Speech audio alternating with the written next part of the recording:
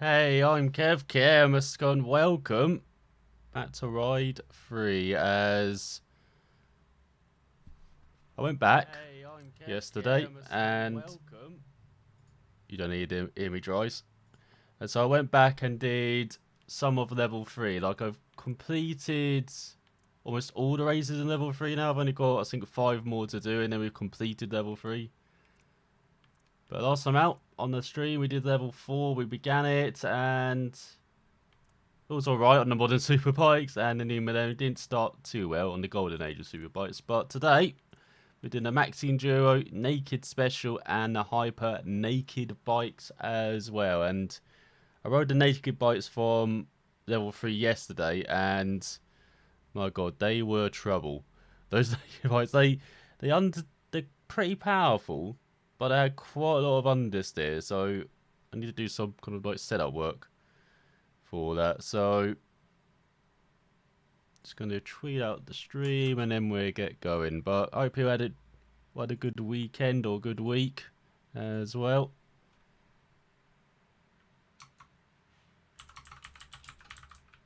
So I watched the MotoGP today. That was horrific. That was, and it's insane that no one got seriously injured. Like Morbidelli's, got I think bruised, and they said to his hands, to shoulder, and his head, but yeah, no major injuries, which is pretty insane.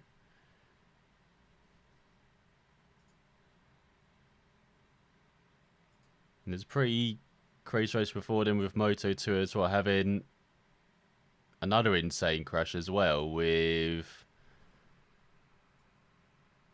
I think it was Enea Bastianini lost control of his bike out of turn 1, bike was stranded in the middle of the circuit, and then coming out the first corner came Happy Siren. He's just unsighted, went into the bike, and yeah, somehow he's a bit battered and bruised, but he's okay as well. Like, two incredible lucky escapes here today in Austria for Grand Prix motorcycle racing, but glad to see everyone's okay. Well, where to be okay, and we had alright races as well. And racing got anyway. I missed the Moto 3, which apparently insane as always. Like, if you've got a chain of like 20 bikes that run together, and high speed circuit, of course, it's going to be insane. But let's get going, shall we? So you've got the Maxi Enduro, so total motorcycles for travelling and living the road. Maxi Enduro bikes have been through a peculiar evolution during their history. Viewed as ugly ducks in past year, they are now considered extremely captivating thanks to decisive design. The slow but constant evolution is now brought to life bikes that are extremely versatile, be it a windy mountain pass or a raid in the desert. Maxi Enduros are your bikes of choice. So we've got 7 events to do. Ranking them up now. I did have a preview of level 5. There's the last issue of level 5 is like 200 stars. So I must be doing like lots of championships in that, but that'll probably be multiple streams. So first up, travel to Canaries. As if we complete it all, we get a 2014 KTM 9 at 90 Super Duke R. So went into Tenerife for 5 miles, and this is the other that we went round last time, I believe. Do we have many Maxi Enduro bikes? We've got Ducati, Honda, the Augusta, Yamaha as well. The BMW. Sure, it is a KTM. Of course, there's a KTM, yeah, the Super Duke. But that's it. The Triumph Tiger Sport as well, which seems to be pretty good actually, the Triumph. Oh, the Ducati's pretty decent, so is... Oh, this BMW's decent as well. Yeah, it seems to handle better than its fellow BMW. Just add another bike to the collection. As I'll be trying to do this a lot as well during these streams, try and buy all the bikes as well. Just going to show them all off. So go from 2017. No wonder it's good then. It's like basically a new bike. Yeah, let's try this bike over the Ducati. 1200 Pikes Peak. As in certain way to choose a super sports bike, an adventure bike, or touring bike, or touring model. Take all three in one single bike, the S1000 XR. The first adventure sport bike from BMW combines the advantage of all three types as the blistering performance of a super sports bike, the comfort of a touring model, and the versatility of an adventure bike as well. As we head to sunny Tenerife. A bit sunny in here in Britain where it's a bit... well, it's just chucking it down outside now. It's still a bit hot, so I do have a fan going off in the background, so hopefully you're not hearing that too badly. Hopefully it'll be better once, you know, the races get going. Do we have any setups? Of course we don't. So we don't need any ride height. Maybe going a bit shorter as well. Give us that fast gas carburation. And then race options, because I've been going through it, I've had it on very easy. I've been trying the drag races. It's the only way you can do the drag races, having it on 20%. And even then, I've had to turn on, was it anti-wheelie as you can see to full? As, what level were we? 85, weren't we? So we try 80. So I'll probably be all over the place. So yeah, I've had to turn anti-wheelie on full for the drag races, because they are hit or miss where you do them. It is just pure luck, like RNG. So I really hope there's no drag races in Ride 4, or if they've actually properly tested them like they should have for Ride 3. So we get 5 stars. Let's see who we're against. Oh, quite a lot of BMWs. Triumph, a few Ducatis. There's the Super Duke as well, which will probably be the bike to beat. So that's power though, isn't it? Got to watch out for. So we get going.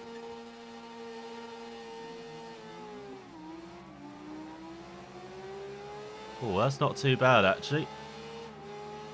Go away.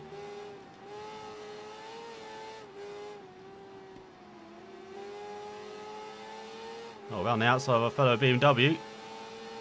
Down the inside now. Oh, this is not the other layout. I thought this would be. This is the layout we're used to.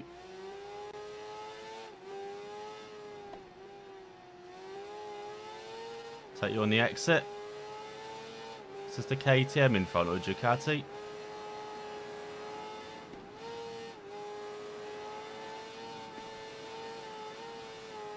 Might be the Ducati. It's easy around the outside.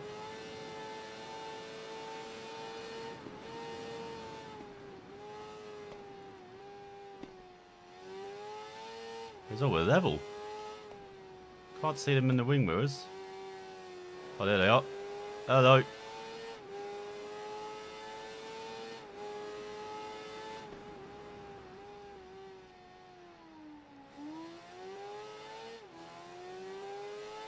So we won't accelerate the Ducati, but hopefully have a bit better straight line speed though.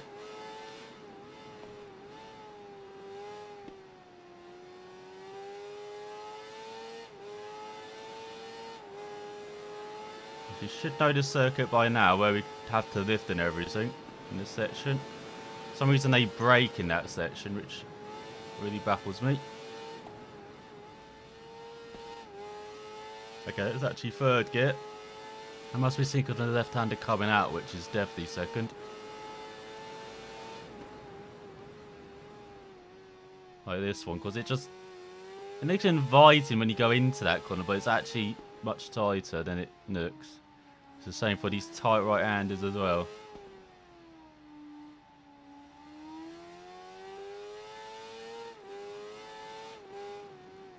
But yeah, we'll definitely turn it back up to 85, like...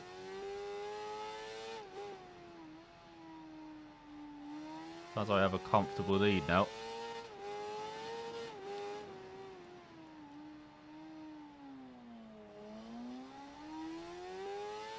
Do you hate that last left-hander? It's just very deceiving how tight it is. Because it looks as tight as the previous right-handers, really. But... and it's so much tighter on the exit. Or on the apex, should I say. That's all about apexes for the final corner. Basically just choose your point to accelerate. We did it a bit too early. Man, this bike is a pleasure to ride though. As you probably would expect with a 2017 bike, like up to date when this came out back in 2018. Bit of a weird looking windscreen in front. It's almost like a novelty, the windscreen though.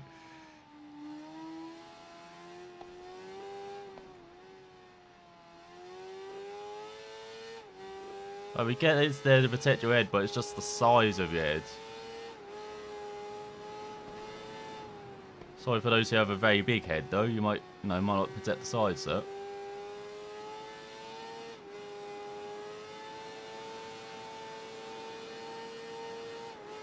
But I'm getting kind of used to the wide free-handing model. I'm still having the falls, which I don't quite understand. But we get that it's just very muted feel, mainly on the brakes. So there, I could feel the rear coming round on the brake. So I got off the rear brake, let the rear do its thing and just kind of let it slide round and rotate.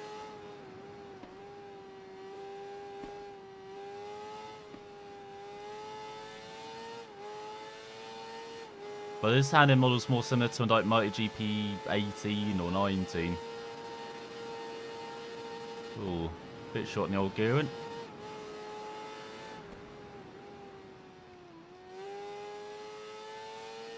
So hopefully 4 will be like MotoGP 20. Well, MotoGP 20 initially, like.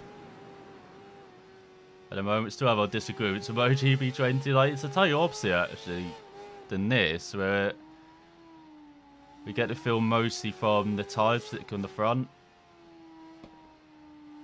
But then they've kind of reverse engineered it to make it kind of be a mix of the new handling model, but with a bit of braking feel. So that was a big complaint when 20 first came out. From what I've seen on like the Steam forums at least. But then that's taken away lots of the feel on the tyres. And with minimal braking feel, it's kind of in no man's land, the Hamden.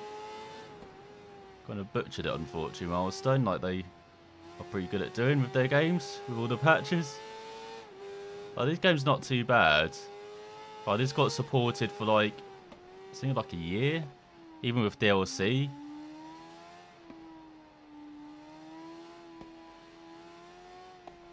I sorted MotoGP, well, no, sorted MotoGP 20 for like a month. Almost 2. That's in the most recent thing. They have come out with patches, but it's just like little things. After the big releases of the Rookies Cup and Moto2.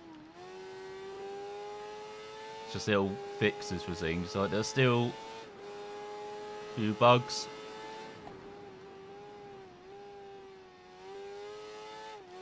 Like, even little things like for the MotoGP riders having no picture instead of the helmet. Even though they've done it for Moto3 and Moto2, they haven't done it for MotoGP. It's just weird. Pretty bizarre. But then they have added in the junior teams for career mode, which is pretty cool.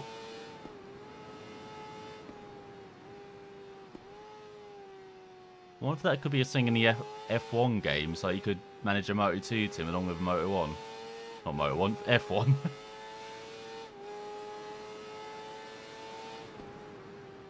Like, particularly if you're a driver.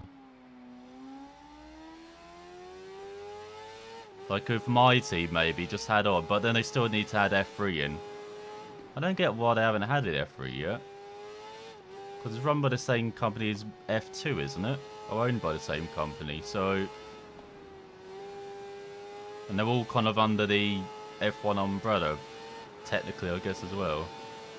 Even though they're, you know, Liberty only own F1.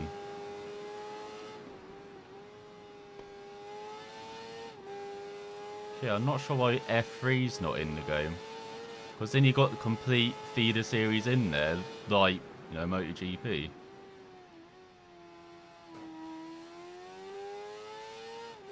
But they have a new agreement for, I think it's 5 years, isn't it? Cody's to like 2025 or something, or 24. So we'll probably see it in the next few games. It's just a bit surprising it's not on there at the moment. Like, it seems like this here's the big sneeze like my team, so maybe for next year it'll be like F3. Or could finally fix multiplayer, but probably not.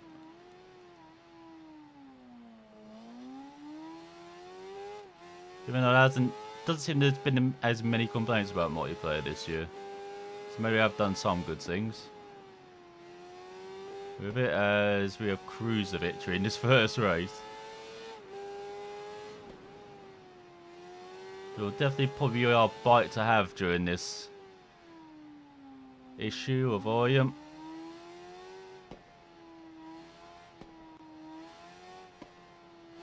I like that little noise back pop off the power.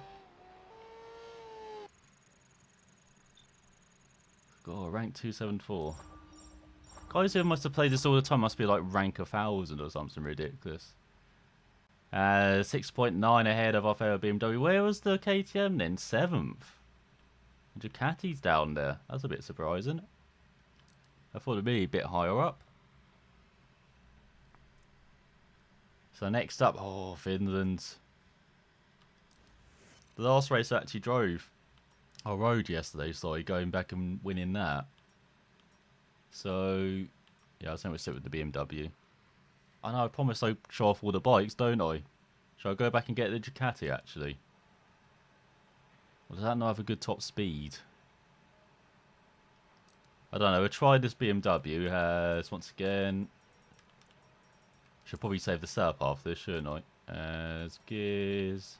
Maybe not as short, because there's a very long front stretch as well. So, keep it like that. What is the bike called again? S1000. I do love that you've got so many slave slots as well. Hopefully that's still a thing. 4-4. And I hope they lift the limit on the characters. I think you only got like 10 character limits. Or 12. If you want to put in like the bike name, oh god, I spelled BMW totally wrong. It's not a BM2. Like if you got some of the really long bike names, for instance, like with the Ducati in this, like oh, it doesn't show it in here, but yeah, you can't name it like the full thing, so it's a shame.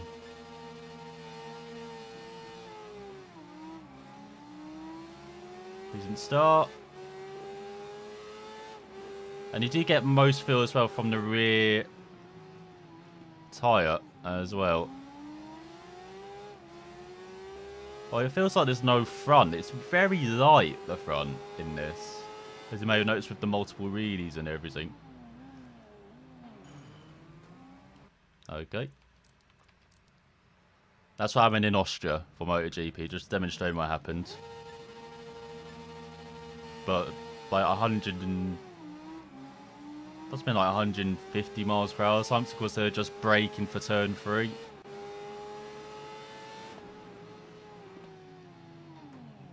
Okay, that was me being stupid. And I don't want to restart these, but I'm going to be that stupid guy to the first corner, like.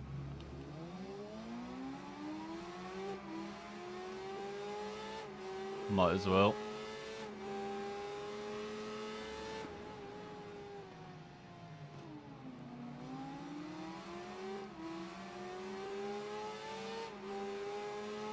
All good speed on the Triumph.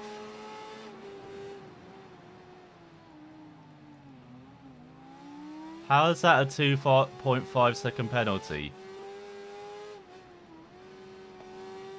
Oh, so yeah, the penalty system really needs to be changed for 4. Right. I wouldn't mind it like autumn over this, then maybe a warning system rather than making up random time gaps, which make no sense. And I understand they do that in MotoGP as well, so they probably want to carry that over.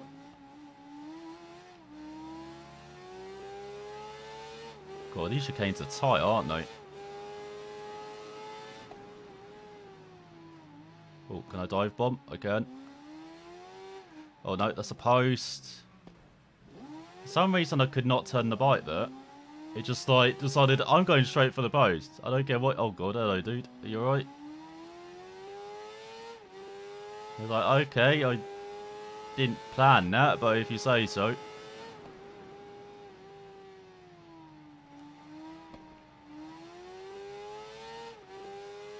Got a slight bit of understeer to deal with this bike. And the brakes, but...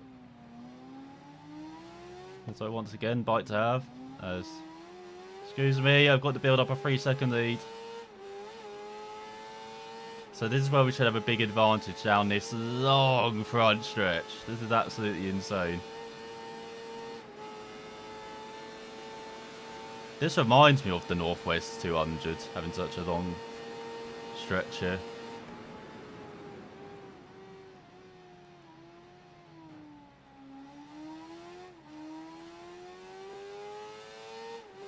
Coming back? No. Never really know how to brake into this chicane. Guess that will do. No, get off the wall.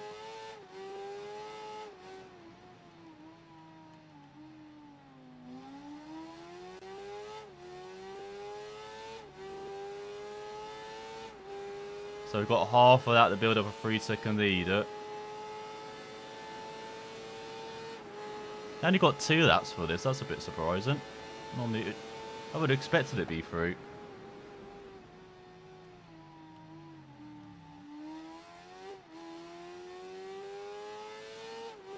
You can see you can really skirt the chicanes we can compared to our opponents.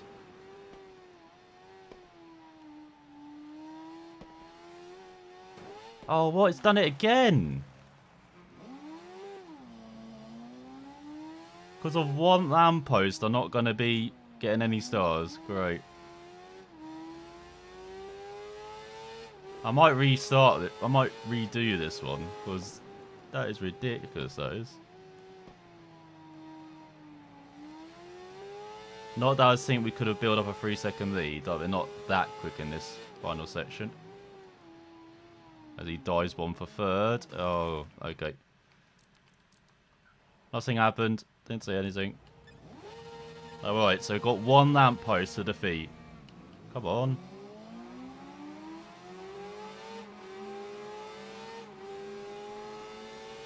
Swear at least the clutch in time.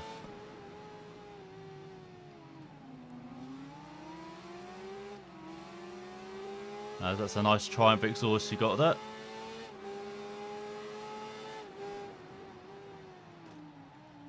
Hello, fellow BMW. Hello, KTM. Get off the wall. God, I do hate the collision detection in this. It's like if you graze a wall, you get sucked into it. That's the problem I found redoing the Macau race, is like going slightly wide and hitting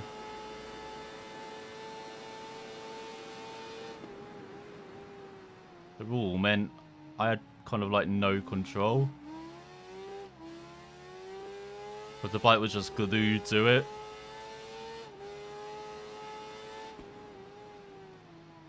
Thinking of more things they need to improve. Oh god, we're taking out the leader.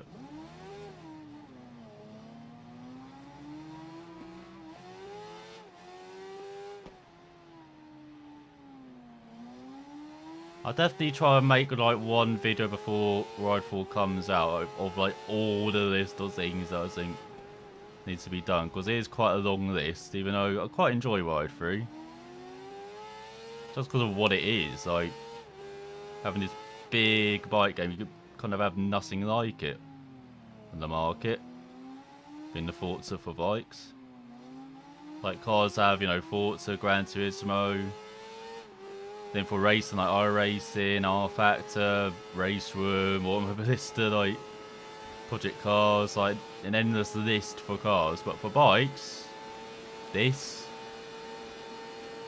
Now I've got like TT Isle of Man, and for racing you got like MotoGP.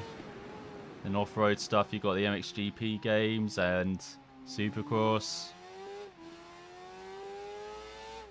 And we do have MX versus ATV as well, and then there is like MX bikes as well, which is Indy, and GP bikes, and there is the Sim race bike sim experience as well, which seems to be coming along nicely, but it's still in alpha. So there are a few types, but there's nothing quite like this.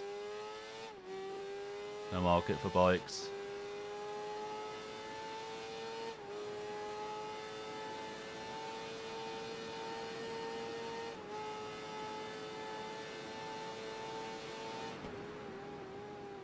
So as much as I advocate for like the Northwest 200 and also Grand Prix being part of the Isle of Man game and being it into a road racing game, like it does have a bit of a dimension to this, because you do have like the road racing, the super bikes, the normal circuit racing, you got the Motorrad as well. Surprised Mazda haven't included like flat track bikes. Of course, they have included flat track in the likes of Valentino Rossi the game, so... Oh, what the hell? Why have we gone down there? Apparently I lost the front. See, that's that lack of not knowing you have a front end in this game. A bit annoying.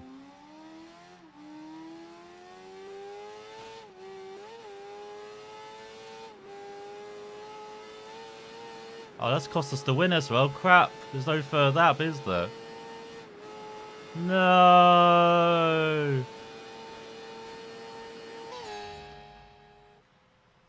Well, I've got some stars. That is so annoying, though. Less than a second back. We could go back at the end of this if we got a chance of getting all the stars. But next up, Maxime Dura around Cadwell Park. So yeah, let's definitely try out a different bike. Seems like it's made for the Ducati. However, it's not the other Ducati we tried, which was really powerful, but just kept reeing everywhere. Nicknamed Race for the Clouds, Pikes Peak International Hill Climbs, the second oldest race on the American continent, preceded only by the Indy 500. The road started 1,440 metres above sea level and reached 4,300 metres after tackling 156 corners in a space of 19.99 kilometres. A legendary race that saw the Multistrada triumph over 4 consecutive editions from 2010 to 2013, with Greg Tracy, Carlin Dunn Trice, and Bruno Langlois. Successes that have helped the USA to get to know this versatile and speedy bike. So they wanted to pay homage to this competition with the 1200 Pikes Peak model with sporty car, starting with the fully adjustable Oblins, should I say, suspension. And it's got 152 brake horsepower, so pretty speedy as well. So this bike. I don't really follow the bikes at Pike Peak. Like I follow, like, of course, the top class and the electric cars, which has kind of become the top class as well. But then you have, God, there's so many classes in that. But they do have some of the classes in the middle as well, which are pretty interesting. Some of the cars that complete. Yeah, unfortunately I don't really follow the bikes on Bike Peak. I mean, it's insane in the first place that bikes do that, but then they do road racing as well and everything. The bike says, oh god, this thing really does accelerate. Very good on the grass as well. Take the lead. No windscreen at all for this. No protection for you.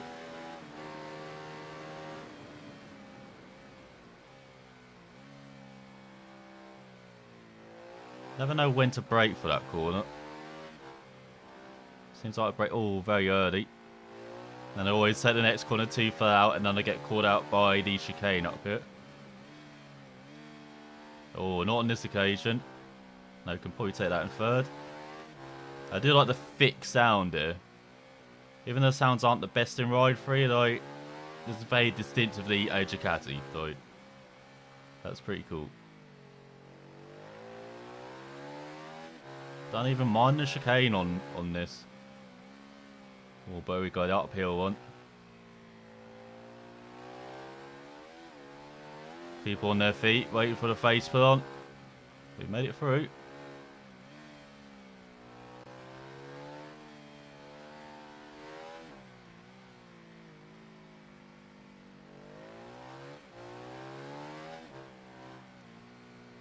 Oh, such a tricky circuit, Cardwell. We've made it through 1 lap. I'm surprised this is 3 laps. I would have had the Finland event at 3 laps and this at 2 laps. Again, that might be personal opinion there coming through.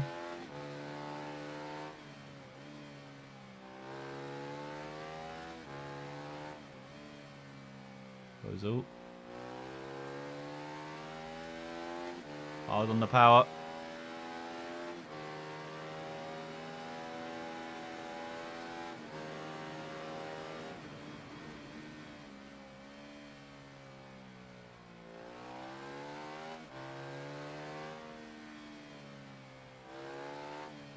Oh god, gotta be so careful on the power as well.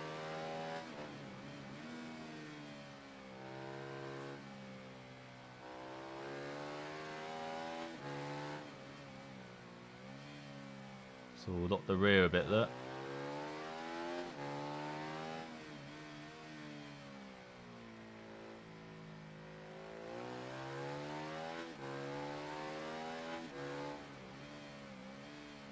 I have to concentrate so hard for all this. God.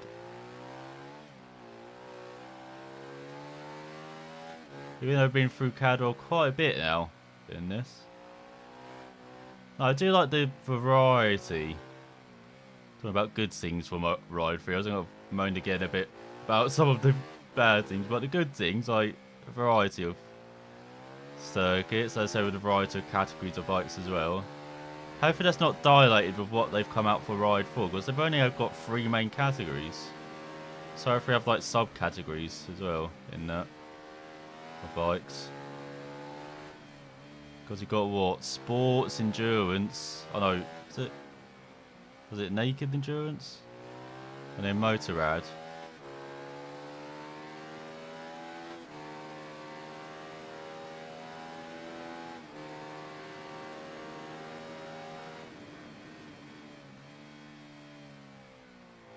A bit wide there.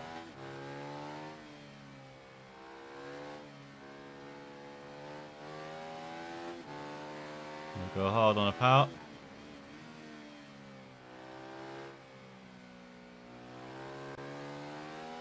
Hang on, they're just getting across the start finish line. How much are we leading by?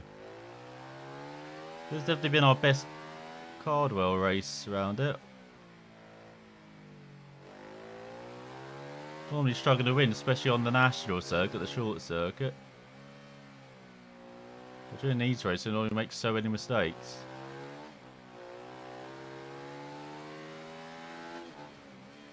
Oh, probably should not have changed up to 4th there. On a straight line that section as much as you can. It's not really S-bends. Even though it looks like it, it's just going in a straight line with some inconveniences in the way. There we go. Smoothly does it. Another win on the board. Loving the bikes in this form at the moment. Oh god, 1 by 15 seconds. Okay, maybe we do need to set it up back up to 85. So you've got Guardia Lake next. Now we definitely do have an advantage almost kind of any bike we ride around there, as probably fitting we try out the MV Augusta. As the boldest challenge undertaken by MV Augusta in its history, as it was unrelated to its racing propagation, a touring bike. It's available in 3 versions. As many expected, MV Augusta has not made a tour like many others, but has tried to redefine the concept of the entire category, starting with the design developed from the seat supporting frame. It does have a thick booty, we will say that. As maximum speed, maximum power instead is 110 horsepower, so a bit less than the Ducati, but probably expected. Oh, I forgot to save the Ducati setup. That's not good. It's a bit shorter. Basically, this out's the same for every bike as, oh yeah, race options. Turn up to 85. There's only fighting for 3 stars. Oh, good mix here. We've got some Hondas in here. Quite a lot of those. Let's get going. Oh, MV Agusta much more stable at the start. They're just powering through. Don't clip the walk on the inside, almost did.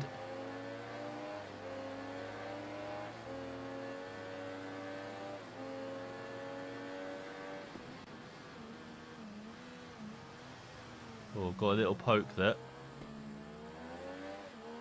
As we find the gap up to second. It's all fighting back.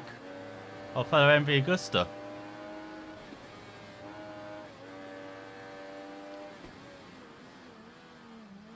So bad at braking into that corner, as demonstrated. Don't really want to be on the outside into this downhill. Left-hander, but we take back third. We've got 3 laps round this. That makes it even more bizarre to finish races just 2 laps. Because that time's what, around 2 minutes? It's going to be the same here. Probably longer looking at that time already. We're not even halfway through to that.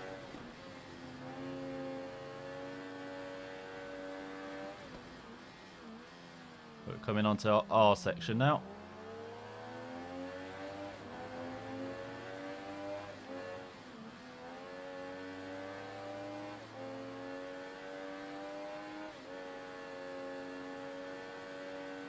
So it's struggling a bit up the hill. Come on, MV Agusta. Oh, so smooth on the brakes. Silky smooth. Almost accelerates in the back of... Is that for the MV Agusta or is that the Honda?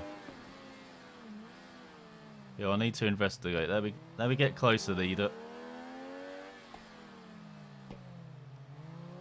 No, it's the same bike as us. Oh, this is going to be close to like 3 minutes of that time. Yeah, this definitely should have been a 2-lapper. But as long as we win, we don't mind.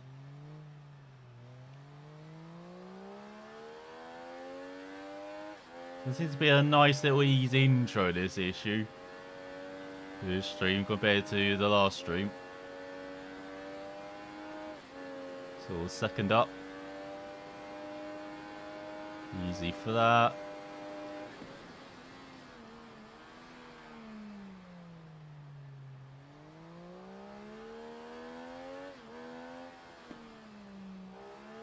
Just because of the bump there, you have to be careful not to go too wide. Otherwise, you could maybe just slip through there. I like to dad the brakes just to make sure I get the front end in. Yeah, 3 minute long this lap.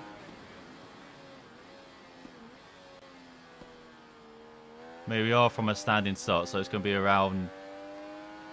Actually, no, it'll still be around 3 minutes now, won't it, for that? Well, it's beautiful, this circuit. I haven't seen... Have there been a circuit this released for Ride 4 yet? All I've watched on like the preview videos they've been putting up. I haven't read up on any information, but I hope this is back. Like, this is a gorgeous circuit. Oh god, we were too short with gearing.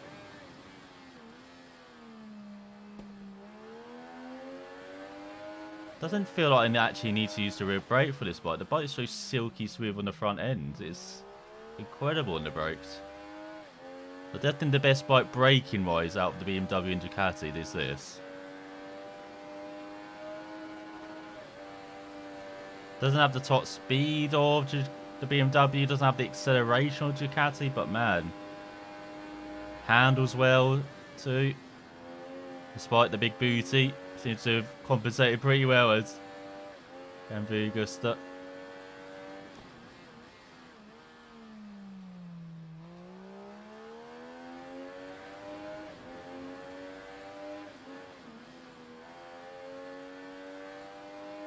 So it sounded like the rider behind got close, but then we're much stronger in like the second half of that, but I have no idea why.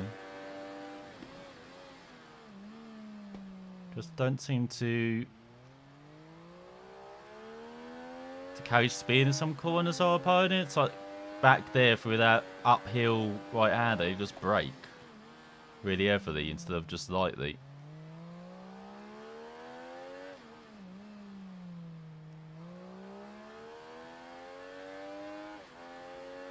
Also with this bike, not as much understeer to deal with as the BMW in particular.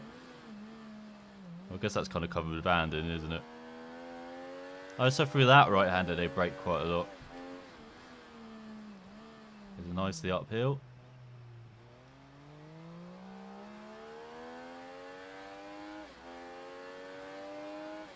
Literally could ride this bike all day.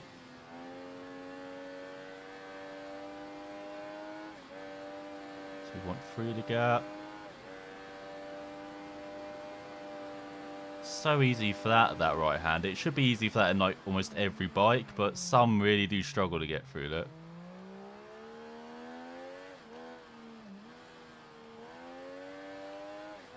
Here you go, that was a slight lift on that occasion, so a bit of engine braking maybe. Oh god, out the wall. Yeah, 3 minutes 6. Let's try and get under the 3 minute mark then, shall we, on this final lap? Brake much deeper, but a bit wide on the apex. And I have discovered a braking point there now, the gap on the left hand side in the wall. Amazing, I haven't seen that beforehand though. But you don't often look to the left heading into a right hander, I guess, so. That's what I like about these circuits as well, like the road racing. It's not normal braking points. Like, you got to look out for things like trackside. The TTR demand, it's often trees or wall. Sometimes it's a milestone markers as well. Oh, they're pretty helpful. And occasionally you got like pavement as well, but yeah, it's mostly just natural things you're looking out for.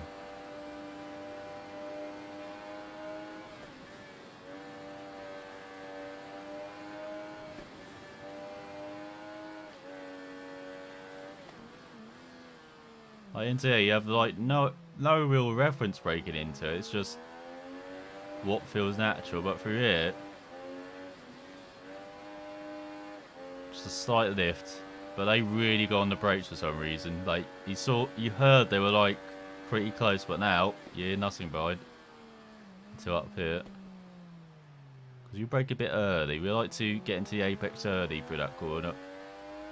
You can probably take it a bit later. I probably could with this bike in particular, with how well it handles, but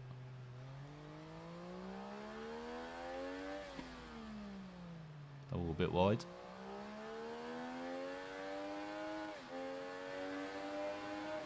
I do like to early apex. Well, in this game in particular, like with the bikes. I noticed that's one of my weaknesses in the MotoGP 20. Last time out in Assen, like going around in practice and struggling to complete that because I kept cutting, because I kept turning in too damn early. Because I like that early apex. I like the feel of hitting the apex. I mean, it is the quickest way by a country mile, particularly in 20, where if you go slightly off the line, you're losing so many temps. So compared to this, like, you're not losing too much time running all over the place, so you may notice of our opponents going all over the place, but yeah, in 20 you do have to stay on a very thin line to be successful. That's just like real life as well. Like, I think it was it Matt Oxley talked about it. I went back when he raced in the 80s, like you could still use like multiple lines to get through corners. Because the bikes are very different, you had to ride them very differently, and you don't have, like, for instance, like marble build up off the racing line like you have with the tyres nowadays. Oh god, we're going to the snake. No. I've tried out all the really good bikes as well, haven't I? Oh, that's got a shocking top speed. Shall I go? I'm going back to the overpowered BMW. It's the Snake. Sorry. But, yeah, you talked about how you could take lots of different lines, like in the 80s when he was racing. But nowadays, it's like one line. One line, really. Like, you've got barely 2 whips tyre worth or 3 whips of tyre worth sort of like racing line nowadays. And if you go off on it, it's so dusty. And you still get fantastic racing nowadays, but yeah, it's less margin of error now. As oh yeah, I can apply stuff, can't I? That with the softer, shorter gear, no. Yeah, that should be okay. So yeah, it's much different ball game nowadays. Racing, or the circuit racing.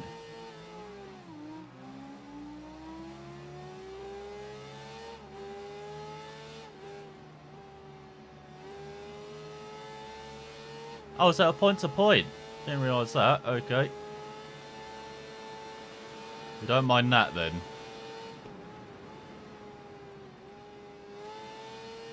Do you mind going incredibly wide through that? Oi!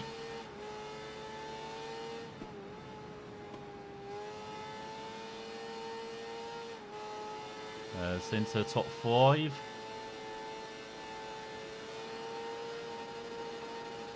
Oh, gearing's way too short.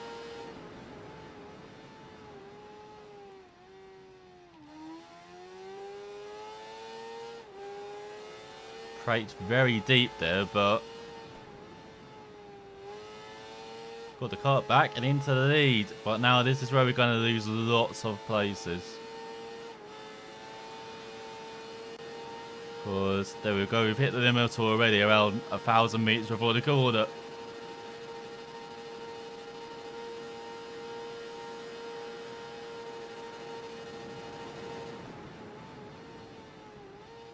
Cool, I was lucky I could see that car, or not car, bike on the outside because I didn't know where to brake that. Because the windscreen has been a damn annoying with this nighttime racing.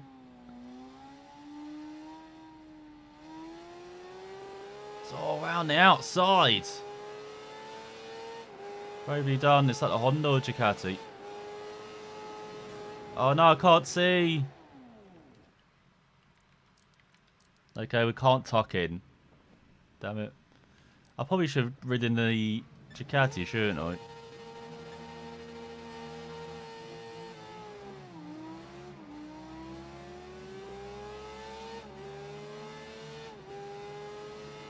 Oh, hello. Oh, much better start on this occasion. I didn't think we'd be doing multiple laps, so I was looking at the completion in the top left. I get the feeling we're going to be doing at least a lap and a half.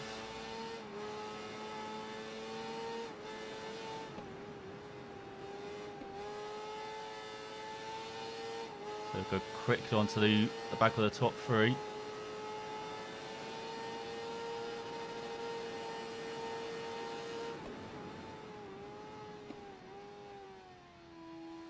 There we go, haven't outbraked ourselves as much on this occasion.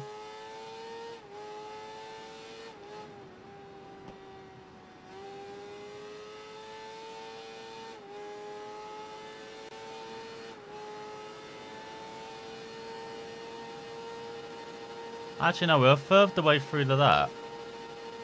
Oh, we might not do a lap, actually.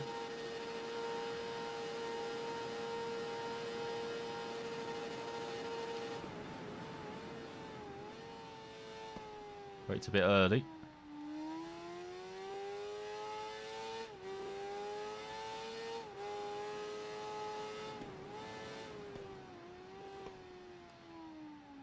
God, that's in bright green, isn't it? I don't get it with the colours sometimes. So I think it's just because of the night filter. It's just incredibly bright. Okay, now I've got to get out of tuck.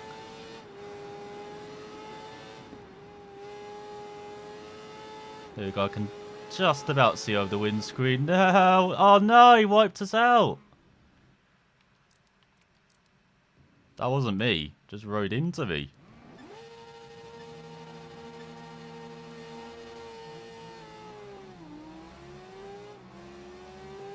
Okay, after this attempt, we'll definitely try the Ducati around it. We can't make it to the finish.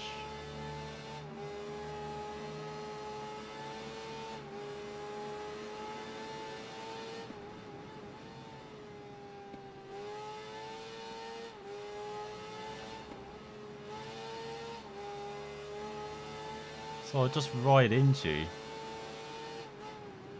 Got to love Gran Turismo AI when they're like just on their road, they don't even care if you exist.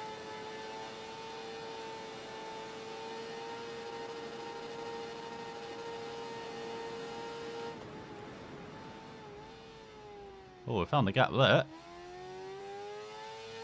Didn't think we're finding that.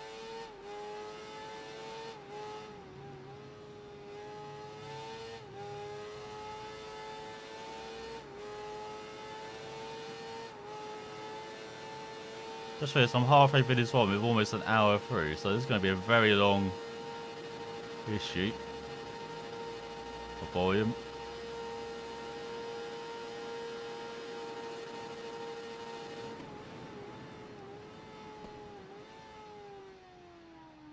A little bit wide.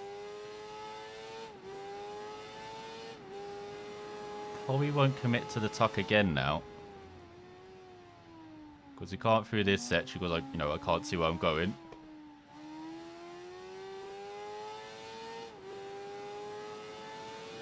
But then we do have lots of corners coming as well, so...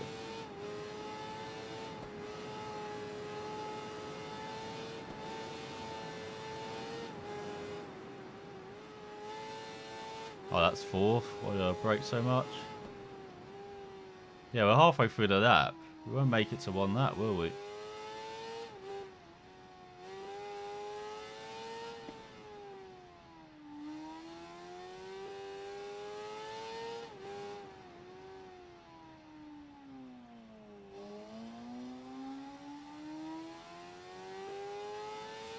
Still half a second behind us.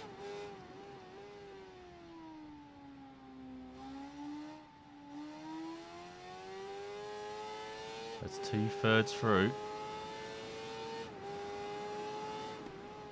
Oh, so wide.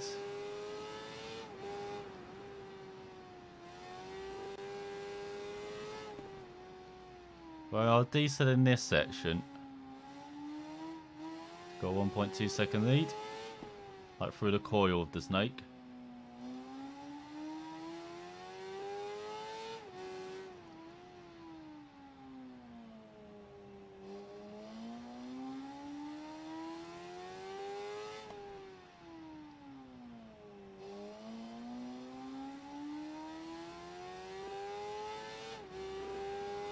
Oh, it is going to be one that.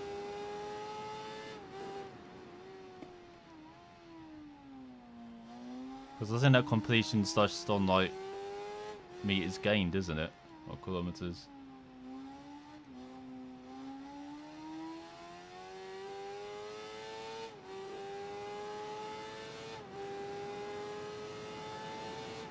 There you go, the last tricky corner.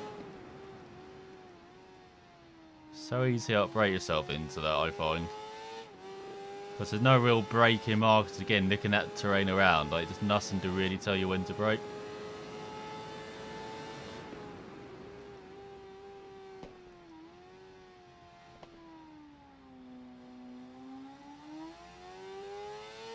So we go out the final corner. We have done it. Despite a windscreen issue. God, racking up the stars.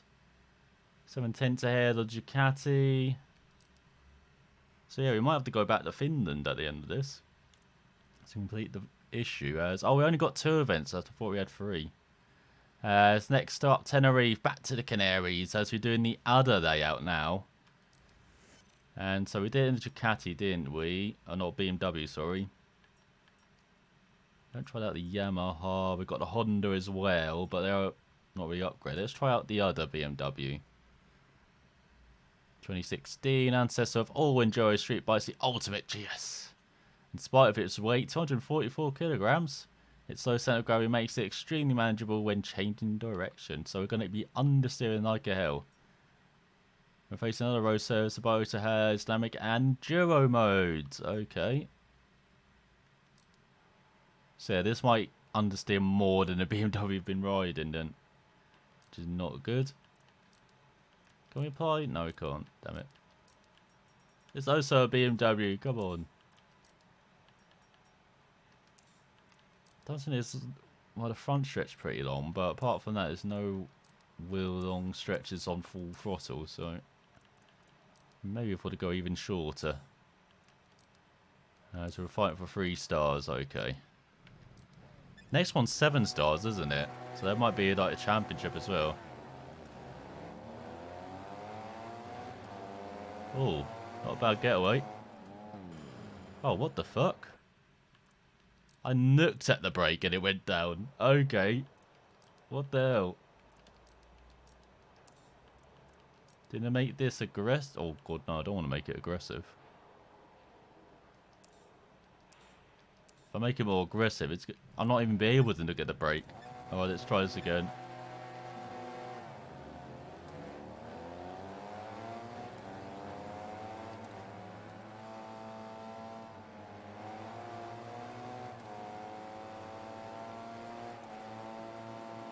So those are rocks.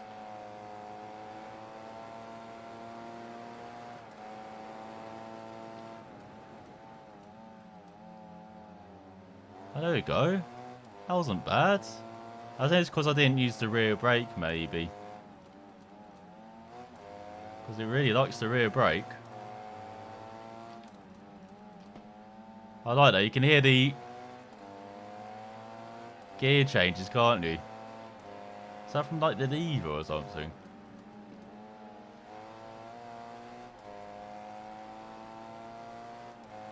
It's not from the crank, but yeah, that's pretty cool. Oh yeah, this is reverse, isn't it? The other a rev for day out. Or Tenerife out, not a rev. Wrong part of Spain, it.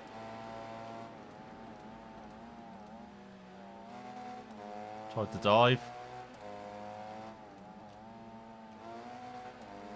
Oh, elbow to elbow, literally. Nice bit of elbow in the face.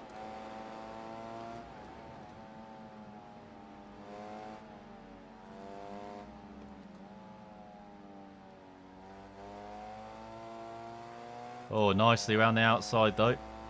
Oh, we've got 3 laps of this. Why couldn't this be a 2 lapper?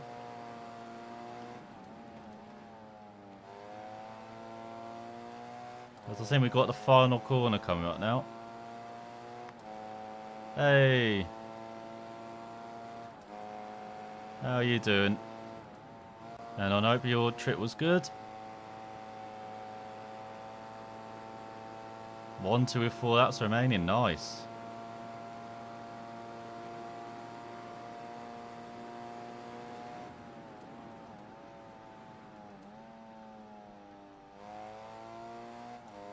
Oh, I'm not sure I've got the powerful enough bike to win this. Oh, we're just lacking straight line speed, unfortunately.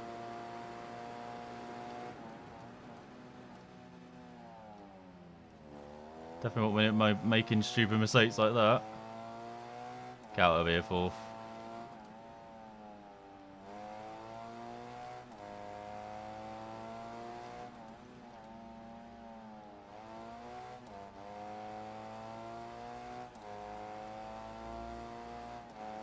Just notice how weird the shape is on the windscreen on this.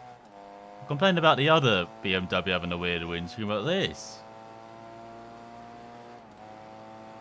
Even weirder.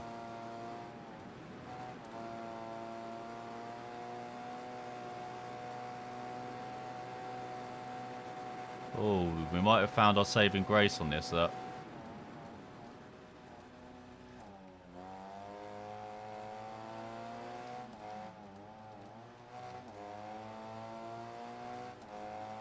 downhill section so much quicker.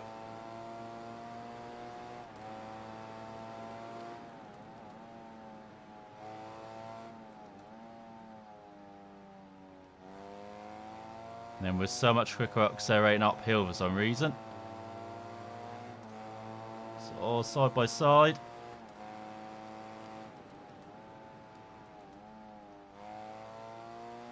We'll probably take that in fourth actually. And worse tyres, nice.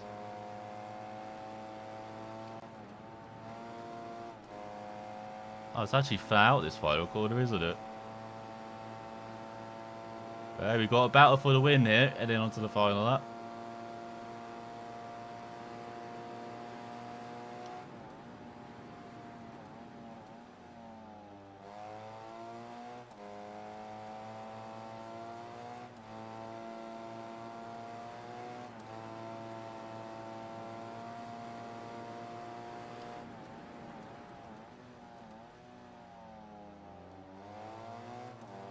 With our fellow BMW as well.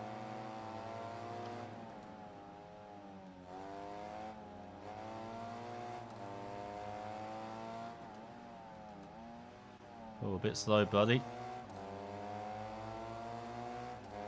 Fortunately, the head is too large, so we can't get through on the inside there.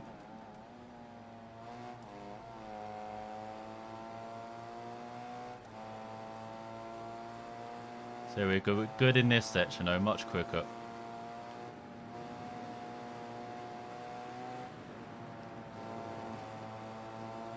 Fortunately, they got in the way and then just ran into us.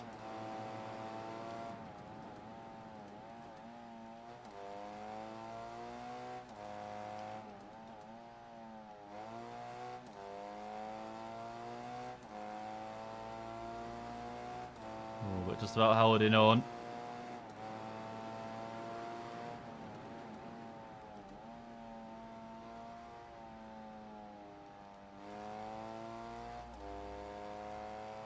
We're going nice and hard on the power. Boxed? With 4 laps to go, what the hell?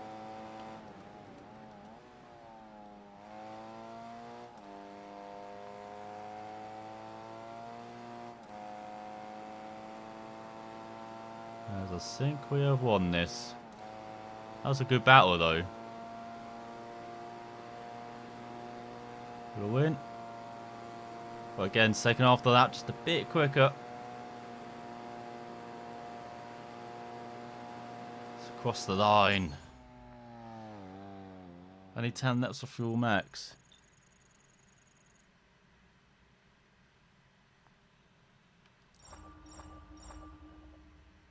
So we could have hung on with 50% tyres, surely. So won by just under 2 seconds at our fellow Beamer. Not sure I should try out the Honda, looking how it finishes in these races. As lastly, we've got a point-to-point round the Nordschleife. Oh, is this the middle section? Yeah. I feel like we've got to be on a BMW. Are there any other bikes to buy? There's the Triumph. Oh, yeah, we might as well buy that. In black.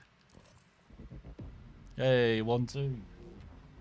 So are you leading the championships massively now then?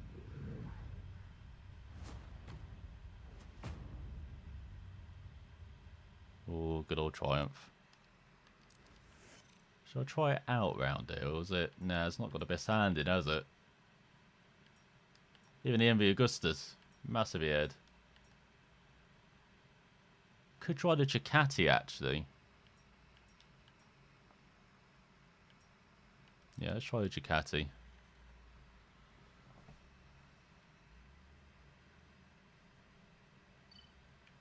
Apparently this has got the best hand, and it was really nice round Cadwell Park as well, so.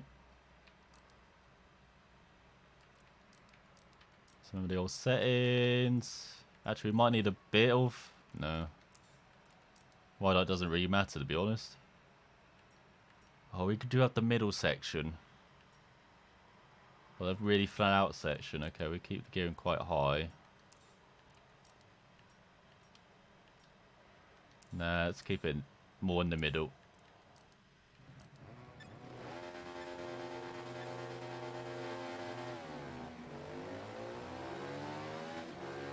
So point to point, just like the Snake, got a percentage here. riding up to. As well, hello everyone. Got a major lift through that section because of the bumps. What is the leader doing? What are the leaders doing? Okay, we'll take the lead from you, if you insist.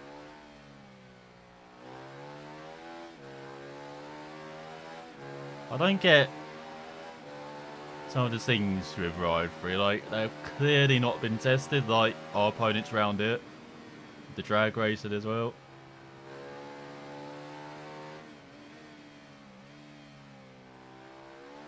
Now listen, that really needs to improve Ride 4. Just make sure our opponents actually know how to ride round a full lap of this. If they have the North Cypher back in. Which they should, because even if that out isn't the most accurate, it's still pretty fun riding around it.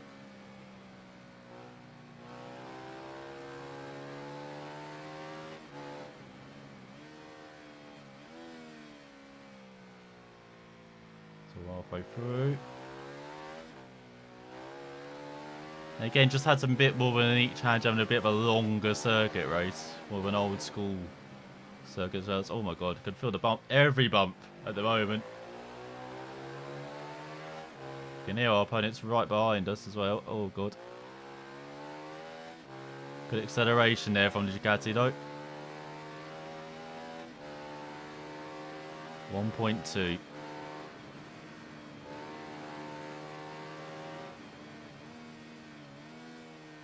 Is this the last corner before the long straight?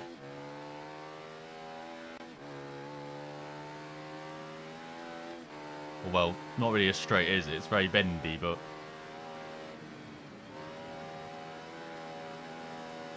Well, the flat out section, yeah, it is.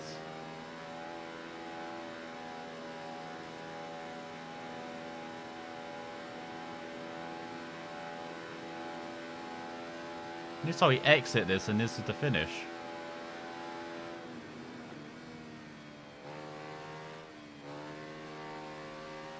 Right, it's just past this corner.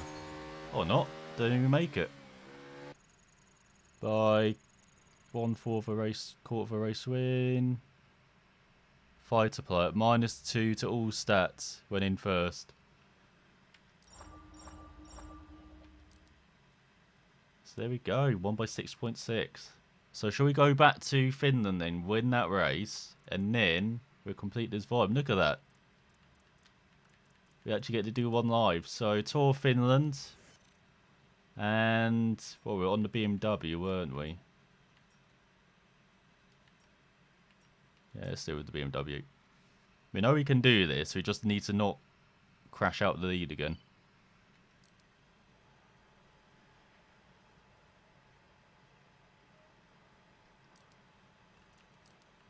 So let's get the setup on. I think gearing's alright. Can't remember if it's short or not.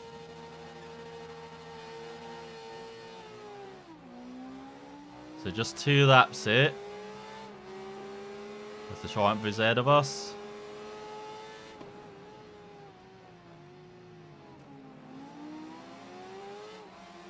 Hello, fellow BMW.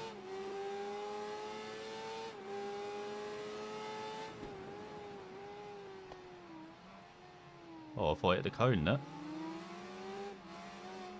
Oh, that's a hedge. Okay, don't go into the hedge. We've learnt that, okay. Only third of drivers is within a race win. Wow, so you really are far ahead then.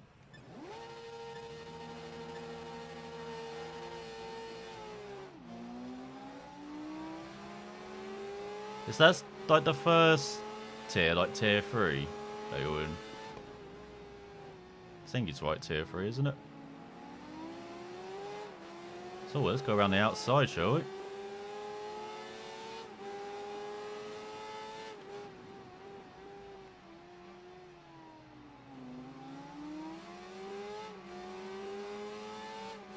Oh, got the exit on the Triumph. Oh, almost into the wall. Oh, we'll go on this side.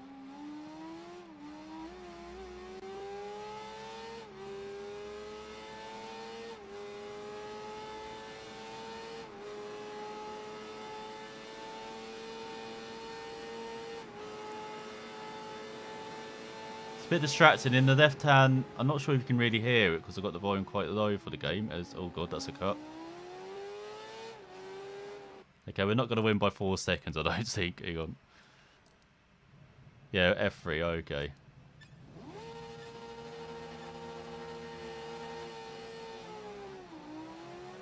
Didn't you say you're doing the, what's it, underdog challenge? So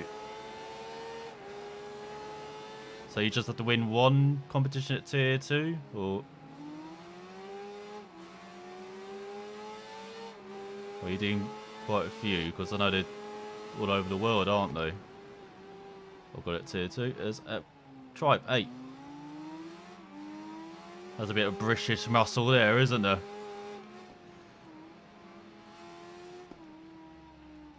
Oh, outbreaks us.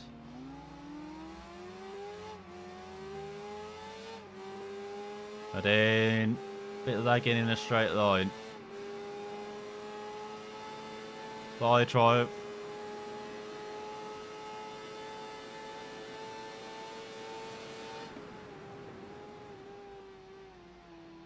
Oh my god, he's outbraked us again. Get a 1.5 second penalty because we had nowhere to go.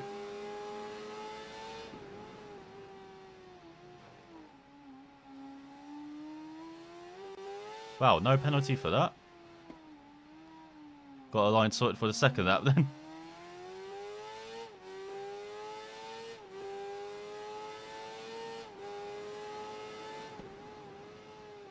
So we're 3/10 behind because we've got a 1.5 second penalty. Bloody hell.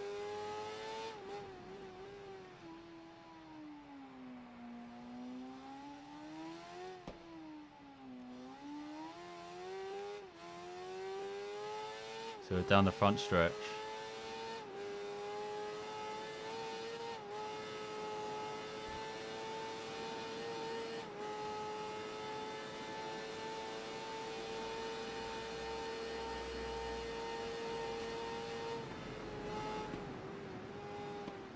So we're 3/10 ahead now.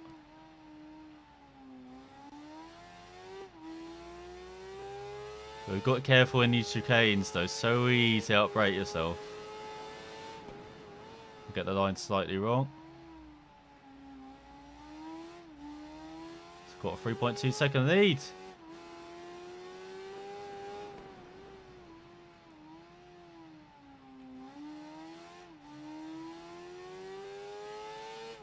You go down the front stretch. Yeah, I'm not sure if you can hear that on the left-hand side, but you get like the wind noise as well. It's pretty distracting, I will tell you.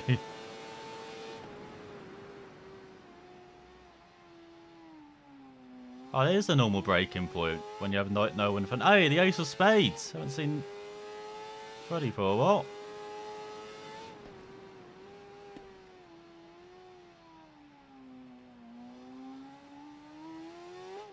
Ooh, just missed the lamppost. That's what cost us our first attempt. Well, multiple attempts at doing this. Was that lamppost, but we avoided it.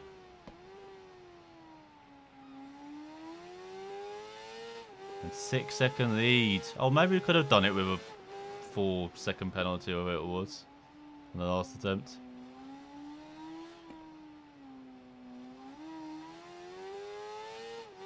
Go out the final corner.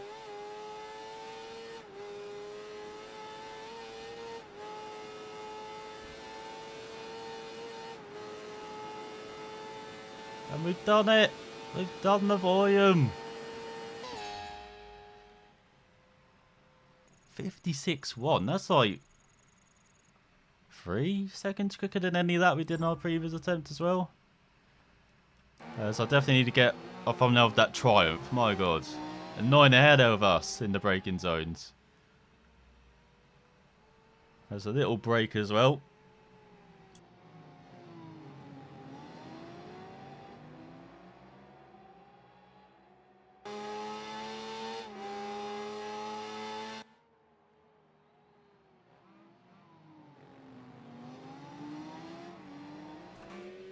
Brought to you by Coke Zero on this time now. With Dawn from Pepsi Max. We'll have to get it from the next chicane. I think that's where we went a bit crazy.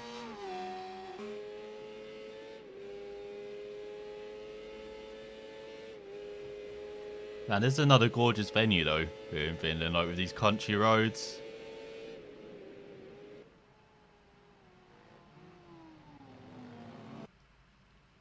There we go. Where's photo mode? There it is. I've been playing quite a bit of Automobilista 2 lately. You may have noticed on the channel. I had another video go up this morning of it. But I didn't realise it had a, was it a drone camera thing? Until yesterday. My god. The shots you can take with that now is awesome. So yeah, it's making thumbnails a bit easier. As, where do I move the logo?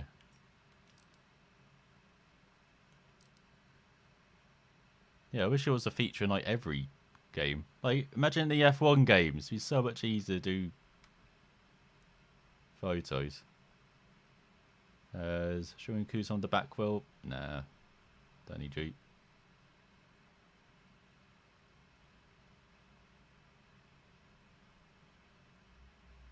That do.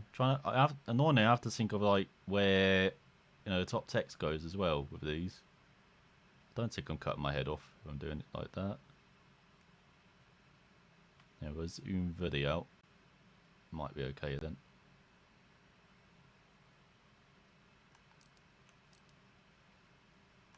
Let's get the grid in.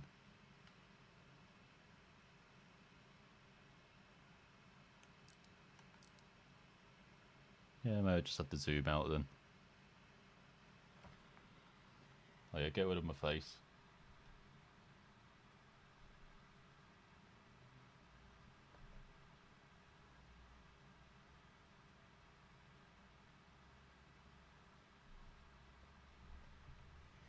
There we go. Professional thumbnails.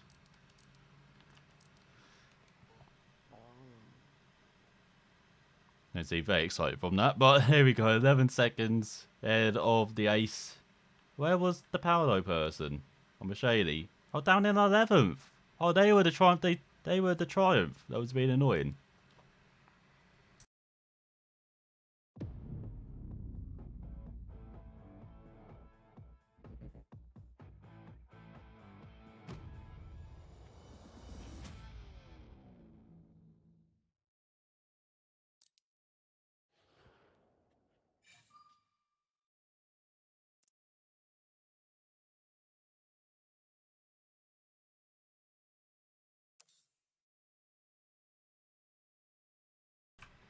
So there you go.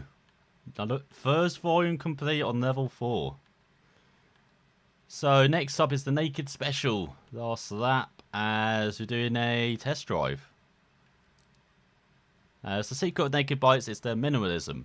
Motorcycles stripped of the superfluous but not of their character. By losing fairing they have gained charm. They do not hide anything of their nature, proudly exhibiting their mechanical soul, their steel hearts. Riding these bikes, each acceleration pierces your heart chest. Was it? Hope not. You will feel the air shake, the wind screaming inside the helmet. You'll probably find yourself completely overwhelmed by their disarming brutality, but for this very reason, you will love them. So we've only got 5 events, as you've got a championship at the end. So first, we're Naked in Kent County. Mine's from my early years. So enter Brands Hatch for a single race. Oh, it's not the Underdog Challenge. Oh, okay. Started in F2 and got relegated in F1. Oh, okay. Oh yeah, we've got quite a few naked bikes now, don't we? Oh yeah, shall I buy some more bikes? Just add to the total. Oh, that silver looks pretty cool. Don't fit in with the rest of the black. Guess we'll keep it like that.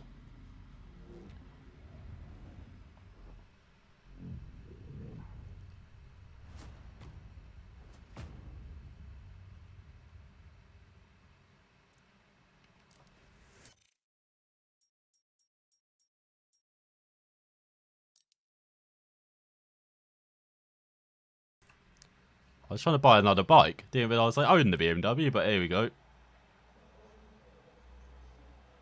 There we go. Fabius Brands hatch as well. So, should we have bike settings? Oh, we do. Yeah, this is the bike I tried on the drag race.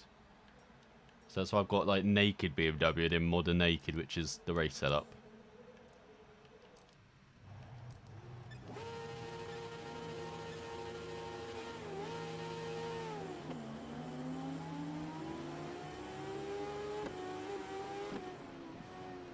So this might actually be too powerful for these races, because I've upgraded them for the drag races, so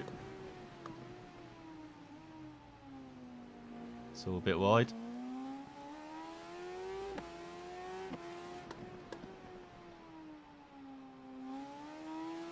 So this bike handles really nicely actually, it doesn't have much of the understeer, which I was worried about with the naked bikes at first.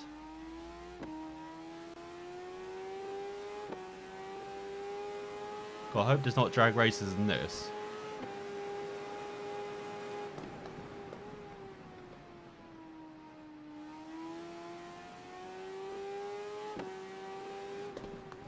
Sounds like someone's sticking to our tail.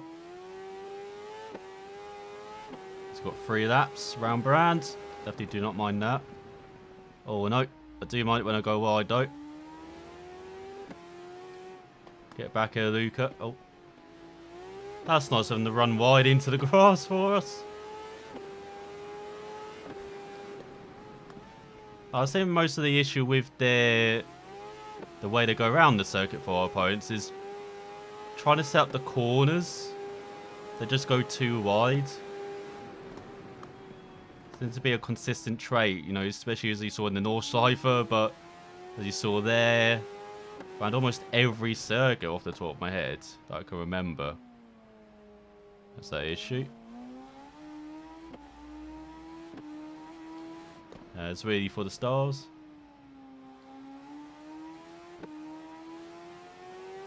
I got relegated to F3. Yeah, I thought I made it before instead. Okay, so you can like, well, so you stick with like the Formula cars then for Tier 2 or F2, I guess. Because that's when they introduce, what's it, the GTs as well, don't they, in Tier 2?